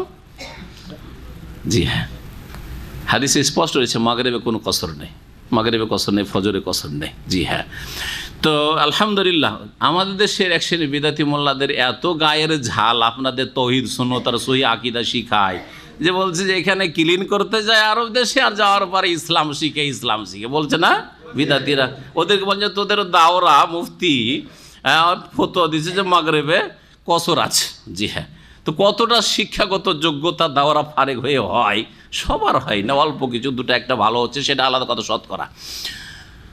আর তারপরে যদি শিক্ষা কাঠামোতেই বিদাত থাকে, ভেজাল থাকে, তাহলে তো আরও বালা মুসিবত। শিক্ষাটাই স্বচ্ছ নয়, পরিষ্কার পরিচ্ছন্ন না, বিদাতযুক্ত শিক্ষা। আর এখানে সৌদি আরব থেকে কাজকর্ম করতে এসে শিখে যাচ্ছে, হজ উমরা করে যাচ্ছে। আর এ বিদাতি মোল্লারা, এদের তো শুকরিয়া আদায় করা উচিত ছিল যে জাযাকুমুল্লাহ খায়র, তোমরা গিয়েছো রুজি রোজগার করার জন্য, আলহামদুলিল্লাহ হজও করে আসলে, উমরাও করে আসলে, আরে দিনও শিখে এসছো, মাশাআল্লাহ দাড়িটাও নিয়ে এসছো, আর টাকনার উপরে কাপড়টাও নিয়ে এসছো, মাশাআল্লাহ হালাল হারামটাও বুঝতে শিখেছো, তারও তো শুকরিয়া আদায় করা উচিত ছিল, খুশি হওয়া উচিত ছিল। কিন্তু দেখেন, খুশি না হয় আরও না খুশ হয়। জি হ্যাঁ, বিদাতীদের কষ্ট লাগে আপনাদের হেদায়েত হতে। আল্লাহ পাক বলছেন ওয়াইজা দারাবতুম ফিল আরদি, যখন তোমরা ভ্রমণ করবে, সফর করবে জমিনে, পৃথিবীতে সফর করবে। এখানে দারাবা মানে সফর করা। ওয়াইজা দারাবতুম ফিল আরদি, যখন তোমরা সফর করবে আল্লাহর জমিনে, ফালাইসা আলাইকুম জুনাহুন, তোমাদের কোনো গুনাহ হবে না, আন তাকসুরু মিনাস সলাতে, সলাতে যদি কসর করো। সলাতে কসর করলে কি হবে না? কাসর মানে ঘটিয়ে দেওয়া। কাসরের আরবি অর্থ হচ্ছে, কাসর মানে হচ্ছে কি করে দেওয়া, কমিয়ে দেওয়া। এই জন্য বেটের লোককে, খাটোর লোককে কাসিরুন বলে। কি বলে? হ্যাঁ, সাধারণত 3.5 হাতের মানুষ হয়, কিন্তু বেটে খাটো মানুষ 3.5 না 3 হাত 2.5 হাতের, তাই এই জন্য তো না বেটে, অথবা 2 হাতের, আরও কম হলে আরও বেটে বলে। জি হ্যাঁ। তো কসর করা, জি 4 রাকাতকে 2 রাকাত করে দেওয়া। তোমাদের কোনো গুনাহ হবে না যদি সলাতে কি করো, নামাজে কসর করো। ইন খিফতুম আন ইয়াফতিনাকুমুল্লাযিনা কাফারু, যদি তোমাদের আশঙ্কা হয় যে কাফেররা তোমাদেরকে বিপদগ্রস্ত করে দেবে, তোমাদের যদি ভয় হয় যে কাফেররা তোমাদেরকে ফিতনায় ফেলে দেবে, ক্ষতিগ্রস্ত করে দেবে, তাহলে তোমরা কসর করবে। কেমন কথা হইল? আয়াতে তো এটাই বলছে। আজকাল কাফের ভয় আছে নাকি? অন্তত সৌদি আরবে তো ভয় নেই, তাই না? তো এখানে তাহলে কসর নেই? হ্যাঁ, বাংলাদেশে কাফের ভয় আছে নাকি? ভয় নেই? হ্যাঁ, তো মুসলিম মহিলাদেরকে যে হোলি মাখাচ্ছে, আর কিছুই করতে পারছেন, লা হাওলা ওয়ালা কুওয়াতা ইল্লা বিল্লাহ, কিছুই করতে পারছেন না। হ্যাঁ, তো কি বললো? ভয় নেই। হ্যাঁ, ইজ্জত হেফাজতে নাই, মা বোনদের ইজ্জত হেফাজতে নাই, এমন অবস্থা হয়েছে। আল্লাহ পাক এদেরকে হেদায়েত দান করেন। হ্যাঁ, শাসকদেরকে আল্লাহ পাক হেদায়েত দান করেন। এবং এই অপরাধে মুজরিম যে অপরাধগুলি করছে এগুলি কুফরি কাজ, ভালো করে মনে রাখবেন। আর মুসলিমদের এক শ্রেণীর বখাটে ছেলেরা এই শয়তানিগুলি করছে, এরা চরিত্রহীন, লুচ্চা চরিত্রের, এদের উচিত শাস্তি হওয়া উচিত, আর না হলে কিয়ামতের দিন শাসক গোষ্ঠীকে জবাব দিতে হবে। জি, যে মুসলিম প্রধান দেশে যেখানে 90% জন মুসলিম, আর সেখানে হোলি মাখানো হচ্ছে, হ্যাঁ, ভারতও লজ্জা পেয়ে যাবে। ভারতে এইভাবে কখনো যে মুসলিম নারীদেরকে হোলি মাখাবে এরকম রাস্তায়, এরকমটা কখনো দেখা যায়নি। জি, আল্লাহ পাক রব্বুল আলামিন যেন আমাদের হেফাজত করেন এবং মুসলিমদেরকে ইসলামের দিকে ফিরে আসার তৌফিক দান করেন। আর এমনিতে বলবো, জনগণকে বলবো বা মা বোনদেরকে বলবো যে এই হোলির মতো এই নোংরামির এই পূজা, নোংরামির পূজা, কারণ কৃষ্ণ সারা রাত ধরে ধর্ষণ করেছে ওই রাধাকে বা রাধিকাকে, আর যার ফলে এখন রক্তিত হয়ে গেছে, এখন রক্ত ঢাকতে হবে, সেই জন্য রং মাখিয়ে একবার একাকার করে দিল। লুচ্চামি না? হ্যাঁ, জি হ্যাঁ, এই লুচ্চামির ইতিহাস আসলে এটা চরিত্রহীনতার ইতিহাস। তো কথা হচ্ছে যে আল্লাহ পাক রব্বুল যেন আমাদের হেফাজত করেন। মা বোনদেরকে বলবো যে এইরকম অসৎ দিনে, অশুভ দিনে বাড়ি ঘরের বাইরে না যাওয়া উচিত, ইজ্জতের সাথে থাকতে চান তা। আল্লাহ পাক রব্বুল বলছেন, ইন খিফতুম আন ইয়াফতিনাকুমুল্লাযিনা কাফারু, তোমাদের যদি ভয় লাগে যে কাফেররা তোমাদেরকে বিপদগ্রস্ত করে দিবে, তাহলে কসর করলে কোনো গুনাহ নেই। তাহলে বোঝা গেল যে ভয় না থাকলে কসর করা যাবে না। কিন্তু এইটি ফতোয়া কারো না, হ্যাঁ, এই ফতোয়া কারণে একমত ইমাম আবু ইউসুফ থেকে একটি রিওয়ায়াত রয়েছে, তিনি বলছেন যে ভয় থাকলে কসর, আর না হলে কসর না। তো এই ফতোয়া হানাফি মজহাবও মানে নেই, আর কেউ মানেনি, কোনো মজহাবে নেই, বরং কসরের বিধান সকলের জন্য, ভয় থাক আর নাই থাক। তো এই যে অংশটুকু আল্লাহ কোরআনে বলেছেন, এটার উদ্দেশ্য কি? উদ্দেশ্য হচ্ছে যখন এই আয়াতটি নাযিল হয় তখনকার প্রেক্ষাপট বর্ণনা করা, তখনকার পরিস্থিতিটা তুলে ধরা। যখন কসরের ছাড়টা, ডিসকাউন্টটা আসে যে 4 রাকাত নামাজকে 2 রাকাত করে সফরে পড়তে পারবে, তখন মুসলিমরা কাফেরদের থেকে আশঙ্কায় ছিলেন যে যে কোনো সময় আমাদেরকে লম্বা 4 রাকাত নামাজ পড়তে থাকি তো বিপদগ্রস্ত করতে পারে, ক্ষতি করতে পারে। ইন খিফতুম আন ইয়াফতিনাকুমুল্লাযিনা কাফারু, তখনকার বর্তমান অবস্থা ছিল। এখন সেই অবস্থা থাক আর নাই থাক, যে কোনো অবস্থা, নিরাপত্তায় থাকি অথবা নিরাপত্তাহীনতায় থাকি, সর্ব অবস্থাতেই কসর মুসাফিরের জন্য কি ওয়াজিব না জায়েজ না সুন্নাত? সুন্নাতে মুআক্কাদা, ওয়াজিব না। যারা ওয়াজিব বলেছে তারাও ভুল, আর ফোকাহারা কেউ জায়েজ বলেননি, বরং এটি হচ্ছে সুন্নাত। এই কসর করা হচ্ছে উত্তম, তবে কেউ কসর না করে যদি পুরো নামাজ পড়ে নেয় কখনো তো সে জায়েজ, কিন্তু উত্তম কাজ সেটা হলো না। অনেকে এই ক্ষেত্রে বাড়াবাড়ি করে, কারণ কিছু মাযহাবে এরকম আছে ফতোয়া যে কসর করা যাবে না, কসর করা ওয়াজিব না। উসমান রাদিয়াল্লাহু তাআলা মিনাতে কসর করেননি। জি, সুতরাং সাহাবী তো আর ওয়াজিবের খেলাফ কোনো কাজ করতে পারেন না। খলিফায়ে রাশেদ, ইন্নাল কাফিরিনা কানু লাকুম আদুওয়ান মুবিনা, নিঃসন্দেহে কাফের তোমাদের প্রকাশ্য শত্রু, নিশ্চয়ই কাফের তোমাদের প্রকাশ্য শত্রু। সুতরাং তোমাদের ভয় ভীতি থাকলে তোমরা এরকম করবে, ভয় ভীতি থাক আর নাই থাক, কসরের সালাতের বিধান এই বললাম। আর এই মর্মে বেশ কিছু হাদিসও রয়েছে, যে হাদিসগুলি কসর সম্পর্কে আপনারা জেনে নিতে পারবেন, পড়ে নিতে পারবেন, অথবা মাসাইলগুলি আপনারা আলোচনা থেকে শুনে নিতে পারবেন। এর পরের আয়াতে আমাদের আসবে ইনশাআল্লাহ তাআলা সলাতুল খৌফের আয়াত। ভয়ভীতির অবস্থায় নামাজের তরিকা কি হবে, 102 নম্বর আয়াত থেকে আল্লাহ পাক সহি সালামত রাখলে আগামী সপ্তাহে তাফসির হবে। আল্লাহ পাক যেন সহি সালামতে আপনাদেরকেও রাখেন, আমাদেরকে সহি সালামতে রাখেন, যেখানে আমরা থাকি সব জায়গায় আল্লাহ পাক যেন হেফাজতে রাখেন। আল্লাহ পাক রব দিনের দাওয়াতে যারা বরকত দান করেন।